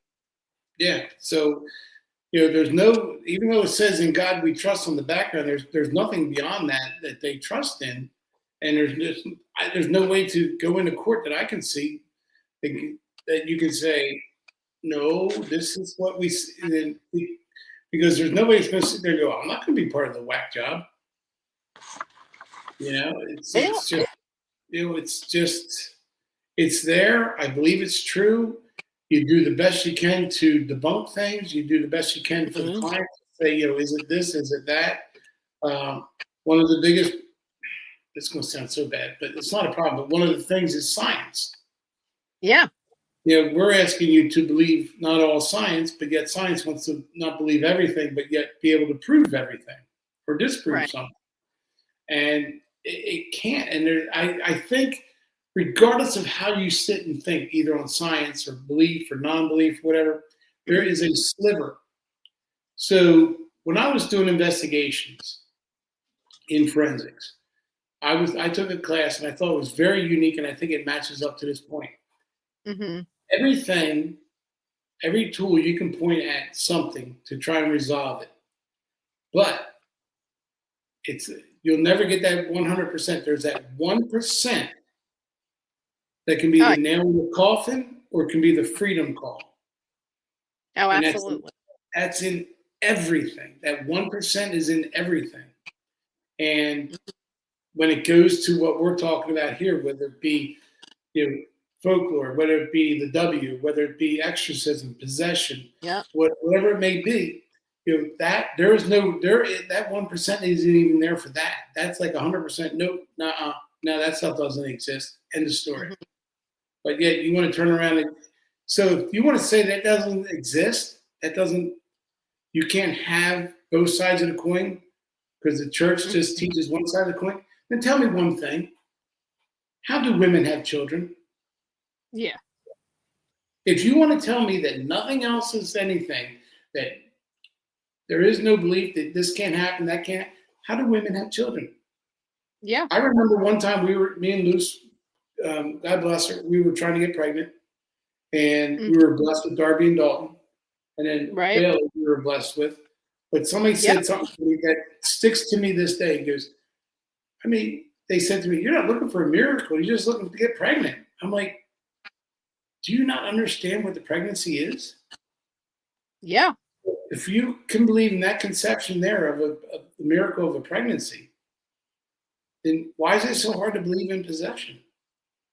Why is it so hard to believe in, why is it so hard to believe in that? But anyway, there's that 1% that you'll never be able to. You're never going to be able to satisfy anybody, bro. Everybody, bro. That's just the way it is. That's the way the world is. You're not going to ever be everybody happy. And I accept that. I got no problem with it. I have no problem with it at all. It's just frustrating because you and I and Jeff and Lucy and all have had this conversation. I'm not being a heathen, but I don't need to go to a church, and I've said this before, I don't need to go to a church, 4 walls and a roof, to talk and have my thing. I've got 4 walls and a roof. Right. I don't, so why do I have to go to one spot to make, you believe because you wore your Sunday best, but yet you can't believe. The church will say, give us your money, give us this, and no damnation will follow you. There was at one point there was only 187 exorcists in the country, in the United States. Father Amorth, if you anybody knows Bless anything, Father Amorth, because let me tell you, poor man. oh yeah, A lot. but it was great though. He used to call the devil Bluebeard. Yeah, The devil used to come into his room and try and join him with, "Oh, it's only you, Bluebeard. Go away," and the devil would go away. But the church will preach, and I don't mean to climb on this wagon again, but the church will preach that there's only one side. There's a good side. They don't preach anything about the dark. They should be talking about it at their homily. They should be talking about somewhere in the mass, the darkness that could overcome you. The darkness could be anything. Because one of the best prayers in the world that I pray over family a lot is the blood of Jesus Christ.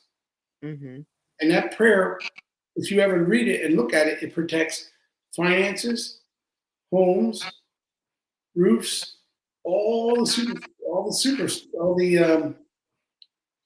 materialistic things that you need, that the devil can't wield a sword against. Right. So, but they don't do it. They don't talk about the other side. That's the part that drives me crazy. It just drives me. I know I'm repeating a record here, but it just drives me nuts. I mean, if you're going to look at anybody too, besides Father Amorth, you're going to talk about Padre Pio. I mean, absolutely. How many times did he get thrown around, broken? He broke his back at one point. He had the stigmata. He broke ribs. He had a concussion. He had a fractured skull at one point. And he still came out swinging. I mean, it is what it was. He would put a pair of gloves on, got the stigmata, put gloves on, while I say mass, and just go about our day. I mean, this is my biggest thing, and because you're here, I want to address this with you, because people that I talk to, like at work or outside of here, if you're not with me, tend to not believe this. I am the only non-Christian that is in our group, correct? Mm-hmm. There you go. Okay. So what does Yvonne always say of how I get told that this can't possibly work? A paranormal group that has 3 Christians and a pagan, and it can't work. That I don't understand how they allow you to be part of the team. I don't understand how they allow you or allow themselves to witness witchcraft. Well, that goes as bizarre as saying, why do I have 2 scientists on one petri dish? Yeah.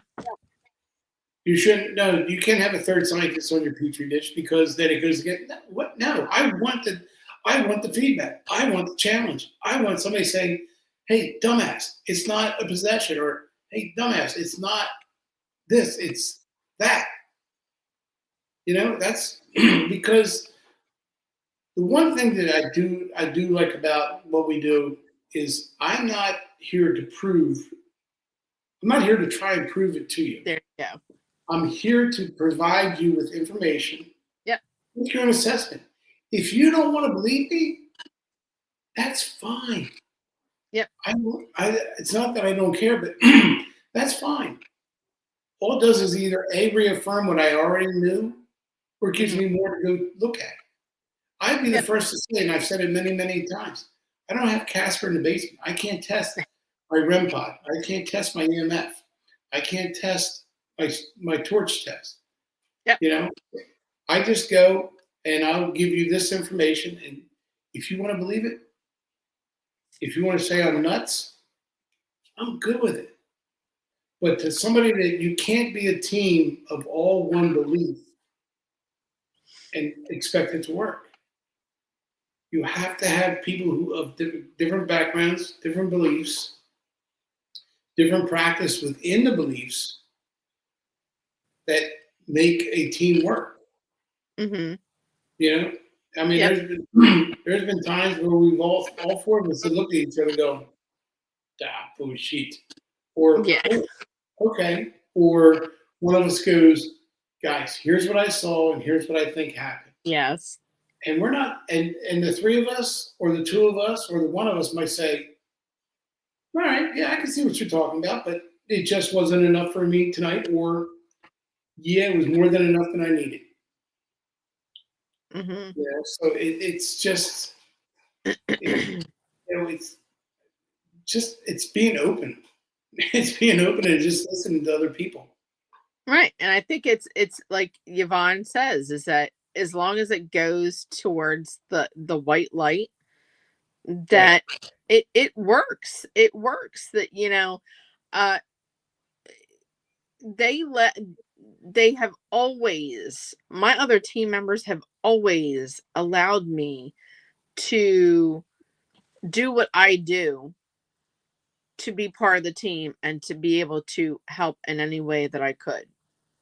Bottom line.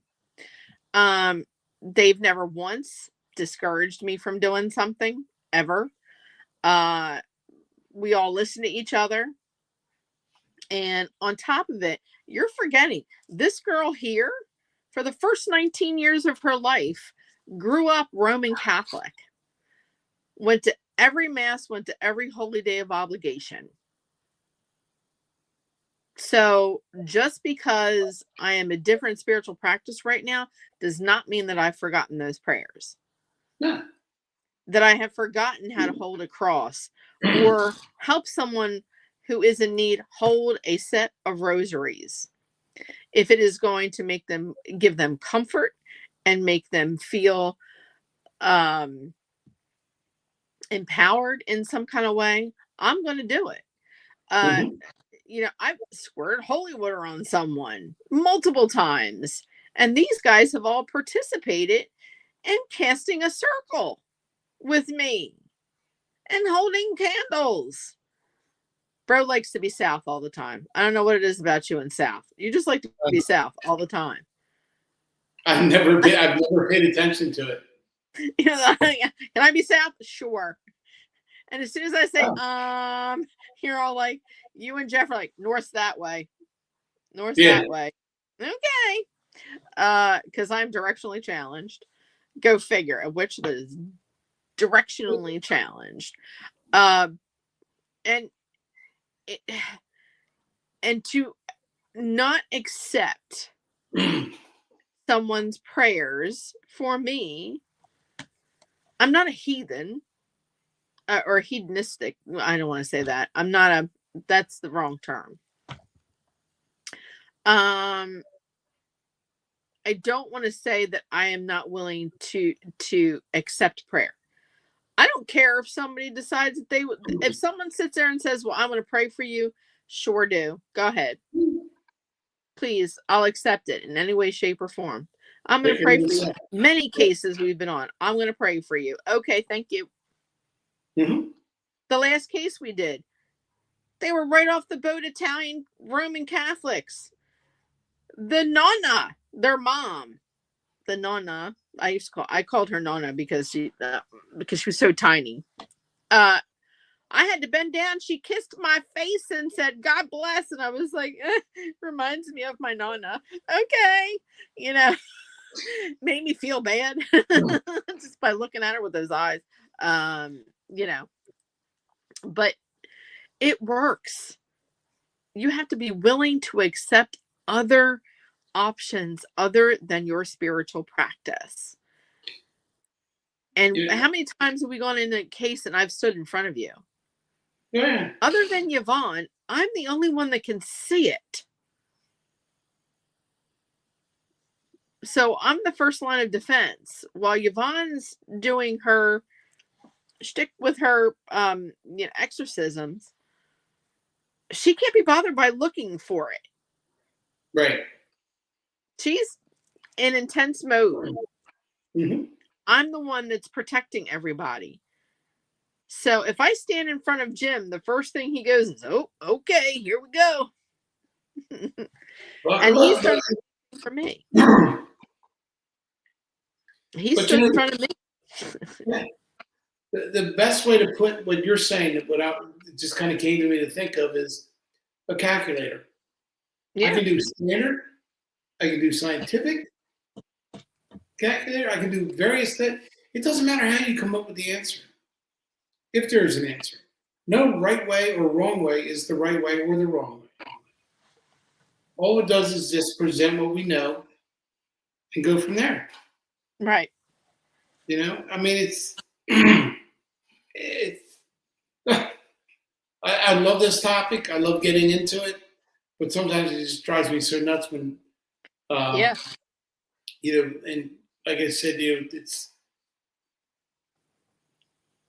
I have people around me that are 50-50. Mm-hmm. Mm-hmm. I have people around me who, like, first of all, one of my greatest assets is my wife, Yep. Lucy, and then another great asset is Bailey, Dalton, and Darby as a group. Yeah. You know what I mean? Those are assets that Mm-hmm. you are fortunate to have, not lucky to have, but fortunate. Yeah. Because Lucy is a rosary warrior for us when we Absolutely. go out.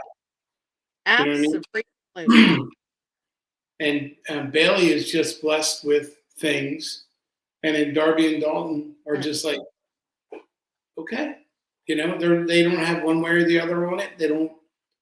It doesn't affect them. It's not part of their genetic, or it's not part of their makeup. It's not part of what they want to get with, or whatever it may be. But they're not like, you three are nuts. They don't do that. When I go out on the case with you guys, I don't have Dalton and Darby going, you're nuts. Where I got Lucy and Bailey going, go get them. Yep. And that's the thing is we can't discount Lucy as not being part of the team. She is No. 100% absolutely part of the team. She may not be going out on cases with us, but she's staying home, feverishly praying the rosary or doing some form of prayer. Now remember, she doesn't like Until Monterey Rose comes cheese. home, she's like, okay, everybody's good, kind of thing. I do think She doesn't like Monterey cheese. She doesn't like Monterey cheese, apparently. Remember that case in Gettysburg? Lucy had the wonderful you're welcome, Lucy, and I wouldn't say it if it wasn't true.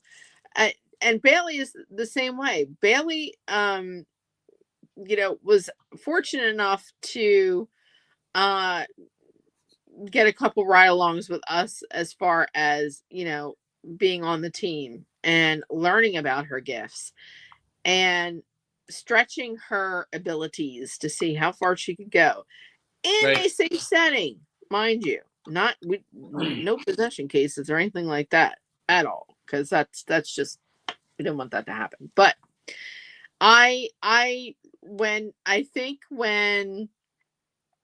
we were in Gettysburg at the time, before we went on the Monterey Pass visit, when we stayed at the Farnsworth, that time that she didn't believe, she had a headache. Remember, I said, oh, it's me, it's not you. I said, it's because you have two Confederate soldiers behind you who are mean mugging me and waiting for me to make a move so they can shoot their ghostly guns at me, apparently. And we had gone outside for a breather at one point, and she said, I really have this headache. And I said, look, I'll prove it to you. I said, you have this headache staring at me right here, right now in the doorway. And I said, it's because they're on either side of me. I said, I want you to walk to your left and just down the path, right? And she did. And I said, is your headache gone? She went, oh my God, it's gone. It is absolutely gone. I said, now come back my way. And she did. And I said, how's your head feeling? She said, it's hurting again like it did before. She said, this is totally insane.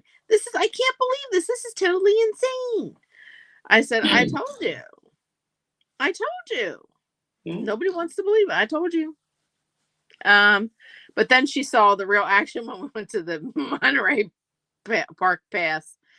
And this is where we say she doesn't like Monterey cheese. She doesn't like Monterey Jack cheese. Yeah, That's she got a little. She got a well, little. I got the mom eyes from her when we were there because I. that's why I didn't like that night, because I had something in me that was making me pace. Yeah. Remember me pacing back and forth? Yeah, I remember you pacing back and forth. And Lucy was there, and I'm like, "This is nothing. None of this is good." And you're giving them a history lesson. I'm like, "Buff, I can hold off about another whatever. I don't know, but I'm pacing like crazy right now. You need to start doing something." Because I'm But like, then my you wife, kept telling me, I'm not prepared for this. I'm not prepared for this. I can't do like, this. We're not prepared. my wife is right behind me. You know what though? That is actually an interesting point. Were two people there? There was me, you, Lucy, the history Teresa buff. and Dave. Oh, Dave and Teresa were there? Dave and Teresa. I thought they went back out to the car. No. Okay. Teresa and Dave. Okay. Yeah, everybody was there. Yeah. Yep. And the docent named Steve Mung. He was the guy who was dressed up in the Confederate uniform. And then there Pamela Berry, she's the one who runs those ghostly tours. Yeah. The redhead that was there. Mm-hmm. And then she had someone from the Hoover House who does table tipping, which I just don't do because I just think it's weird. Look at me saying something's weird. Table tipping. And he was there. So his name was Jeff. But yeah, that night we had spectators. But you did, I was so proud of you. I got the disapproving mom eyes from Lucy. I literally felt the daggers bend the back of my head. And she's giving me the mom look, and then she goes, I can't believe we're doing this. Oh God. And she starts praying. She's got her hands up like this, and she's looking at me going, I'm gonna kill you. I'm gonna kill you if we make it out of here. I'm like, no worries, we got this. And I'm like looking at Jim going, but you don't need to be prepared. You know all those prayers in your head, dude. They're in your head. Yeah. They're in your being. You got this. That's true, but it was the pacing and the overtaking that I was trying to combat. Yeah. Because my left to right and right to left walking was going faster and faster, and I'm like, all I can remember in my brain was like, Buff, we got to do something. We got to do it now. We got to do it fast. Yes, and we did. Yeah. Oh yeah. It went quick.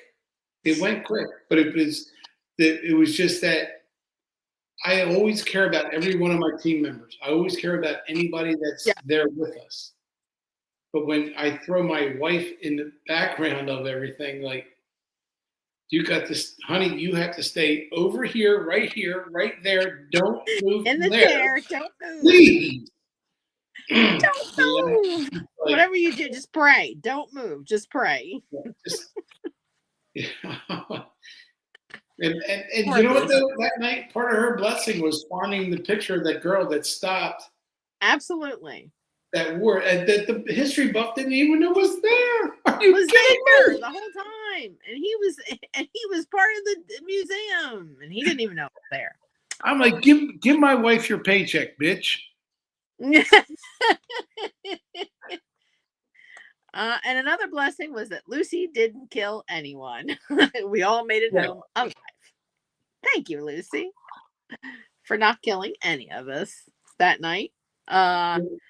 Well, we on that cold, windy, rainy night. That was terrible. Me and Luce were talking about Gettysburg a couple weeks ago. We've always had a great time there.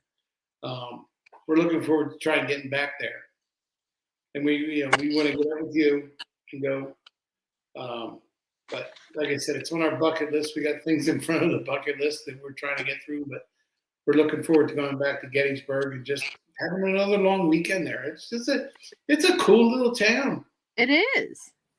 See, so when you slim your bucket lists down, let me know. Dang it. Right. Oh no, there's no doubt that we'll let you know about that. You know, when you slim your buckets down, you got a lot of buckets going on there. Got too Um, many buckets. you have way too many buckets. That's part of it. Oh my goodness. So anything else you want to do one more? Well, you know, if you're going to give me one more to do, you know which one I'm going to do. Oh God, here it comes. Hold yourselves, people. Strap in. Keep your arms and feet in the car at all times. No standing up. What do you think it would be? Oh, I don't know. It could be any. I don't know what it is, to be totally honest. If you had to But throw one guess out there and go, bro's going to talk about this one tonight, which one would it be? I have no idea. I really don't. We've You had. know, stop stopping yourself. Yes, you do. You know which one it is. No, I don't. I don't. Look, we're all looking at each other with our glasses. I don't. Doppelgangers. Oh no! Oh, it has to be the doppelgangers. Ugh. Oh shit! And what makes a doppelganger so crazy over everything is the night that we did the show. Yes. So I have a Ring camera in and around my house. Yep. And so you get neighbor reports, like neighbors say, this just happened. There's a car wreck over here. This happened over there. And we were starting a show. Just before the show started, you and I talked. I said, Buff, I got doppelgangers. She goes, what do you mean? I said, 1 mile away, I got kids knocking on the front door of houses, trying to get into houses, and nobody will let them in. And they were asking questions. So I've been within a mile of doppelgangers. Or not, I'm sorry, no. Oh, shit, wrong one. You're thinking of Black-Eyed Children. Thank you, yes. Black-Eyed Children. Black-Eyed Children is But please, listen, people, if you want to ever have Jim talk, and I mean get really passionate about a subject, just mention the word doppelgangers. Or Black-Eyed Kids. Or Black-Eyed Children. Because I've had them 1 mile away from the house.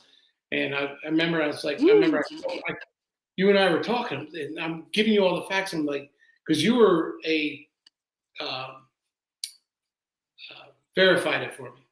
Yes. I'm not going to tell you what I'm thinking about or looking at, but what do you think of this? You got Black-Eyed Kids around the neighborhood, and I did. Black-Eyed Kids within a mile of my house. Yeah, Black-Eyed Children following you around. Why aren't they coming here? And Buffy goes, you know why they're not coming there. Why would they come in there? Right. There's no reason. I'm like, holy crap. But yeah, Black-Eyed Kids, Black-Eyed Children, however you want to pronounce them, and doppelgangers. Because remember, I love the one sentence I said to you guys when we first did the doppelgangers. Oh, God. And you guys were like, I said, so doppelganger, let me just summarize the doppelganger. So doppelganger is supposed to be a you again, or a repeat of you, or correct. A duplicate of you, however you want to pronounce it. But you're not supposed to see each other, run into each other. But your doppelganger is evil. Correct. So I said in our show, how do we know we're not the evil doppelganger? And that just led us down a rabbit hole that has no bottom. That is a black abyss. You can't answer it. You can't answer it. I mean, you can try, but I'm just saying. Oh, you can give it a shot, but how do we know what we're doing right now is not the evil? Well, shit, if this is the evil side of me, I want to see what the good side is. Because what kind of veil are we hiding behind? I don't know. Right. That's just it. I don't know. You don't know. And I put that question out to our chat folks and everybody, and all I heard was this. Crickets. The sound of mouth breathing. I never thought about it like that. I'm like, yeah. How do we know we're the sound of mouth breathing? We are not the evil doppelganger, and that's why I am just over the edge on doppelgangers and Black-Eyed Children.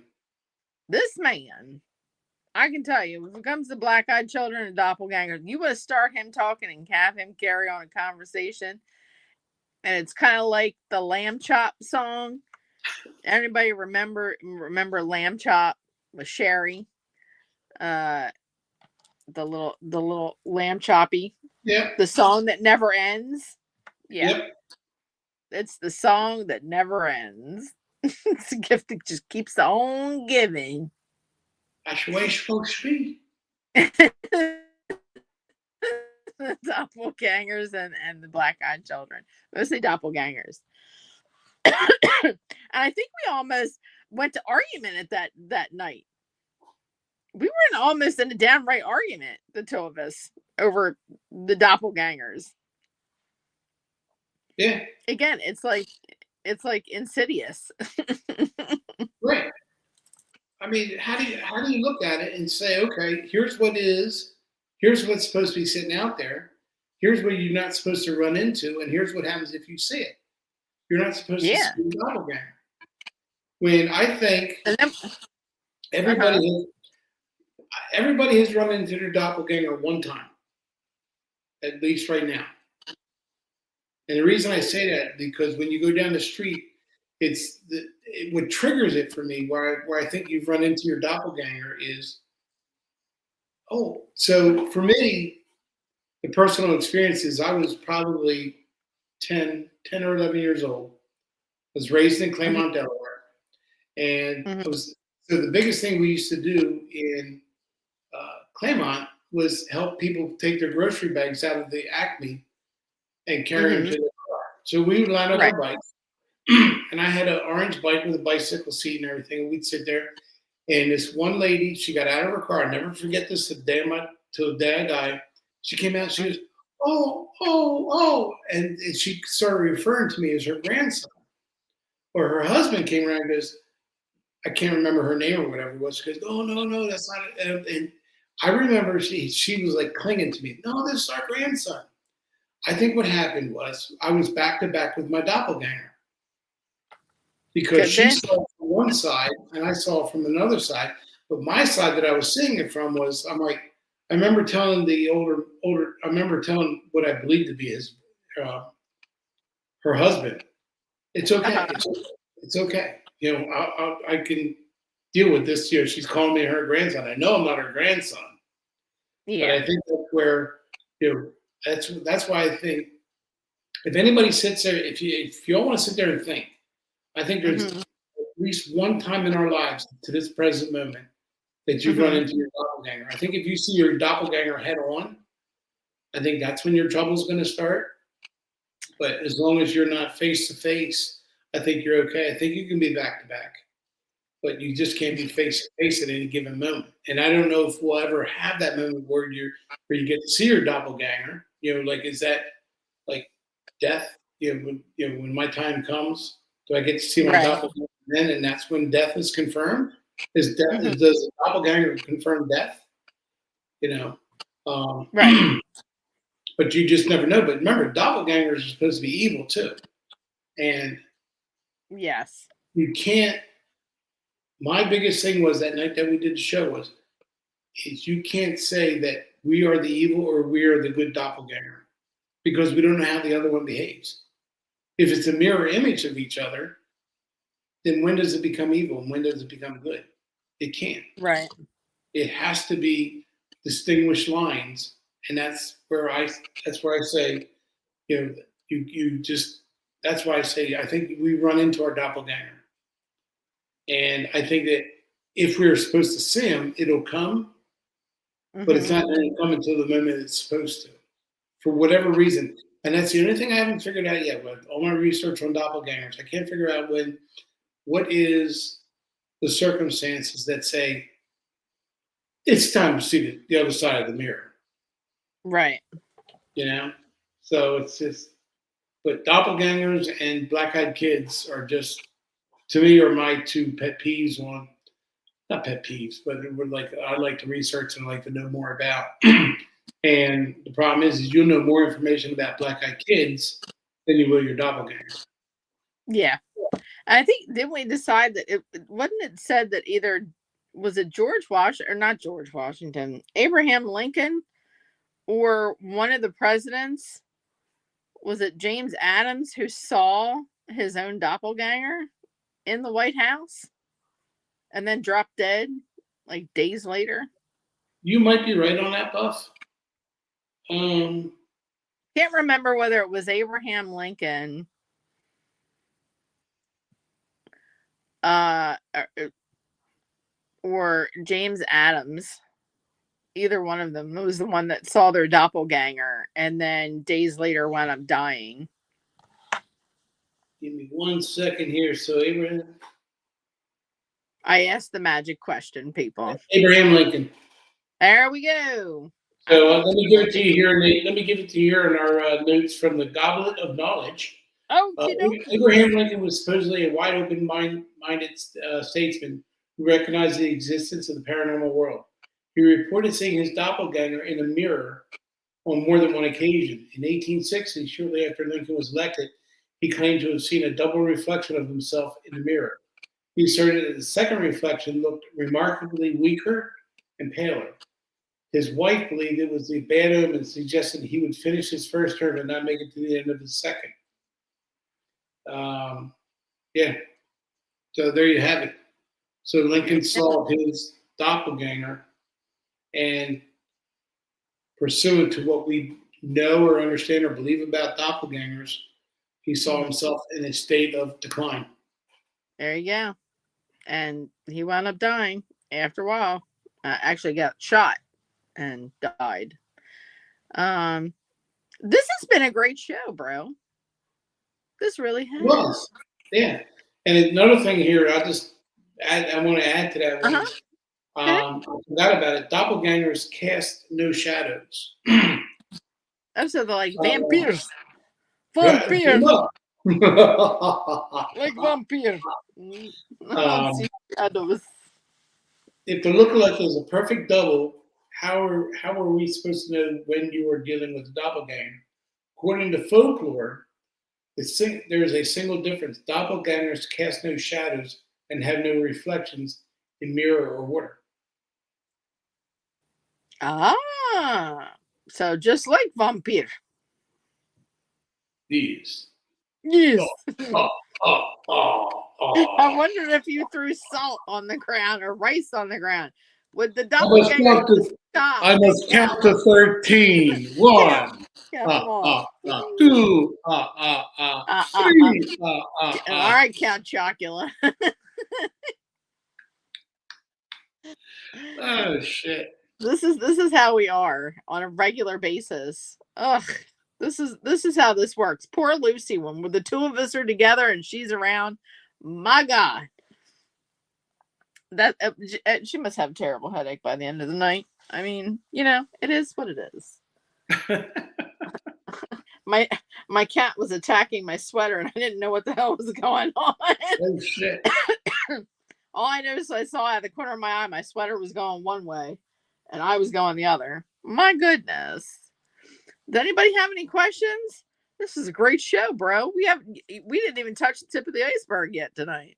No, I like yes. I just gotta get on, make sure I'm on the same page next time. That's okay. But no, I love how the show went tonight. I love reminiscing about how we started and how we, where we've come to, the things we've done, the things we've seen, the things we've captured. And but the furthest most important is the friendship that we've all forged. Yes. You, me, Lucy, Jeff, Yvonne. And then the supporting cast. Family. The family, the supporting cast of Bailey, Dalton, Darby, and everything like that. Yeah. Gabby, and everything's all been good. So it's I like how everything's going, and we're gonna kick up more dust in 26. 25 is running away from us pretty goddamn fast, if I must say. I know. Terrible. We got some time coming ahead where we may see some time that, we may take some time off, or things may coincide where we don't do a show or something like that. But We're Yeah, looking for new topics. We're going to do new things. I want, absolutely. 26 is good. I'm looking forward to it with everything we do. Um, so yeah, I'm just looking forward. You know what? The three of us have to, or the four of us, how many ever of us there are, need to do a dinner. I mean, me, you, Lucy, Jen, the kids. We need to have a dinner and decide what we're doing for 2026. Yeah. I mean, I know one thing that me and Luce have on the bucket list is we want to get up to the Tree of Life.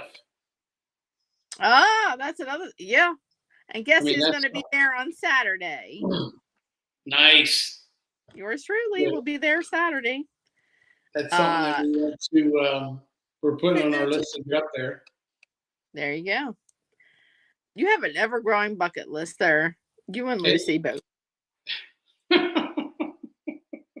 Lucy said, no headache tonight. Oh, good. I'm so glad. I'm just thankful to have Lucy in my corner. She's great. I absolutely love Lucy to Oh, death. Listen, between the two of you, the brother and sister that I never had, and which is a great thing. And our team, we see each other outside of cases. right. At the holidays, weddings, birthdays, and that's the type of rapport you need. Is Yep. that you need to be like family. I'm not saying being stuck up everybody's butt all the time, but getting together and doing things outside of the paranormal, trying to keep yourself sane a little bit, Oh yeah. which is a great thing. And we've always called each other our demon busting family. The Demon Busters. The demon busters. And that's how we started. And I particularly don't know how we got named Wonder Twins, but we did. I have no idea, but I have no idea how that started. well, I don't know where it started, but I understand it. I mean, we fire on the same cylinders when we do cases. Yes. Um, I am more so. If anybody's new listening and everything, but I can feel a presence. I get goosebumpy, that electrical feeling, and Buffy has more than once confirmed for me that I'm in the right spot, so I know I get Yep. that right goofy feeling. And the leg shakes. Don't forget the Yeah. leg shakes. And it's weird because somehow, some way, we both know when it's time to stand in front of the other one. Yeah. Or we make that look like it's gonna be a wild.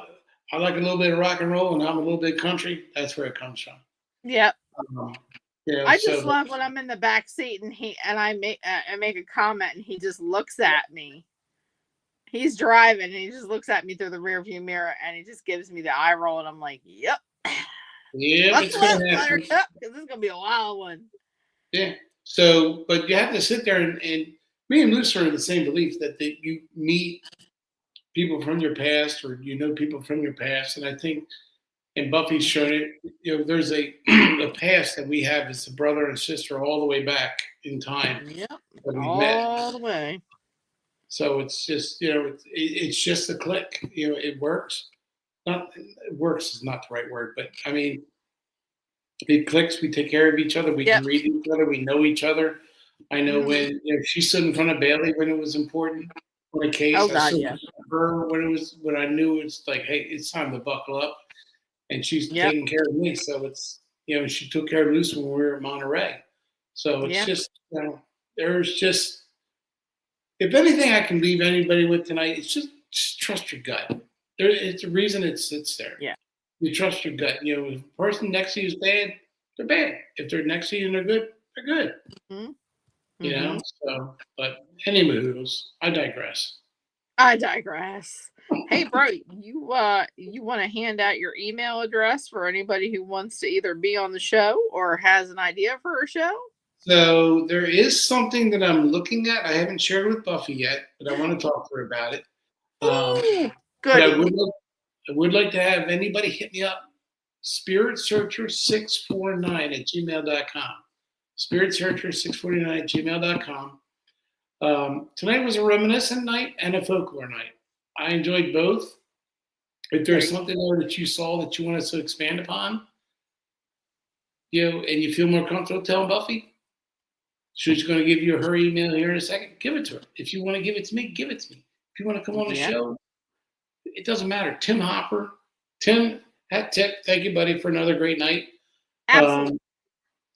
Tim's a wizard at dialing into the show, and he'll bring you in. I know he's probably killing us right now because we're running, but let us know. Buff, what do you got? Same thing goes for me. That Bro said, if you've got a topic or you want to be on the show, please let us know. You can hit me up, and my email is ghostwhisperer318@gmail.com. That's ghostwhisperer318@gmail.com. Now he's got me all nervous now that he made that comment. So I'm like, oh God, what is it? What is it? Oh no, you probably already know what it is. You'll be fine. Oh, okay. I'll be fine, apparently. Well, maybe. I'm just dying on the inside. I'm falling down a rabbit hole. I'm gonna fall down another damn rabbit hole again with you. Oh God Almighty! That was enough rabbit holes. That one rabbit hole was enough. Thank you very much. And don't forget to catch Jen and I next Monday on Witches Winging It. Same bat time, same bat channel. Thank you to our producer, Mr. Tim Hopper, for bringing us through the airwaves again. Woo! Another great job. Thank you, Tim, and giving us the opportunity to be 5 years on here. Yeah. That's some cray. That is some definite cray. 5 years, hon. I can't believe it. Happy 5th anniversary. Oh, happy 5th. All right. Anything else? That's it. Okie dokie to all of us out there. Just be nice to each other, please. Oh, God, good Lord. You know what? The world needs a little more nice. Love and blessings to you all. We all appreciate you, Tim, Jim, and I, Jen. We all appreciate you for tuning in tonight. And as we always say, love, peace, and chicken grease, y'all. Keep it spooky. Bye. Oh, Lord, here he goes with the Donald Ducks. You know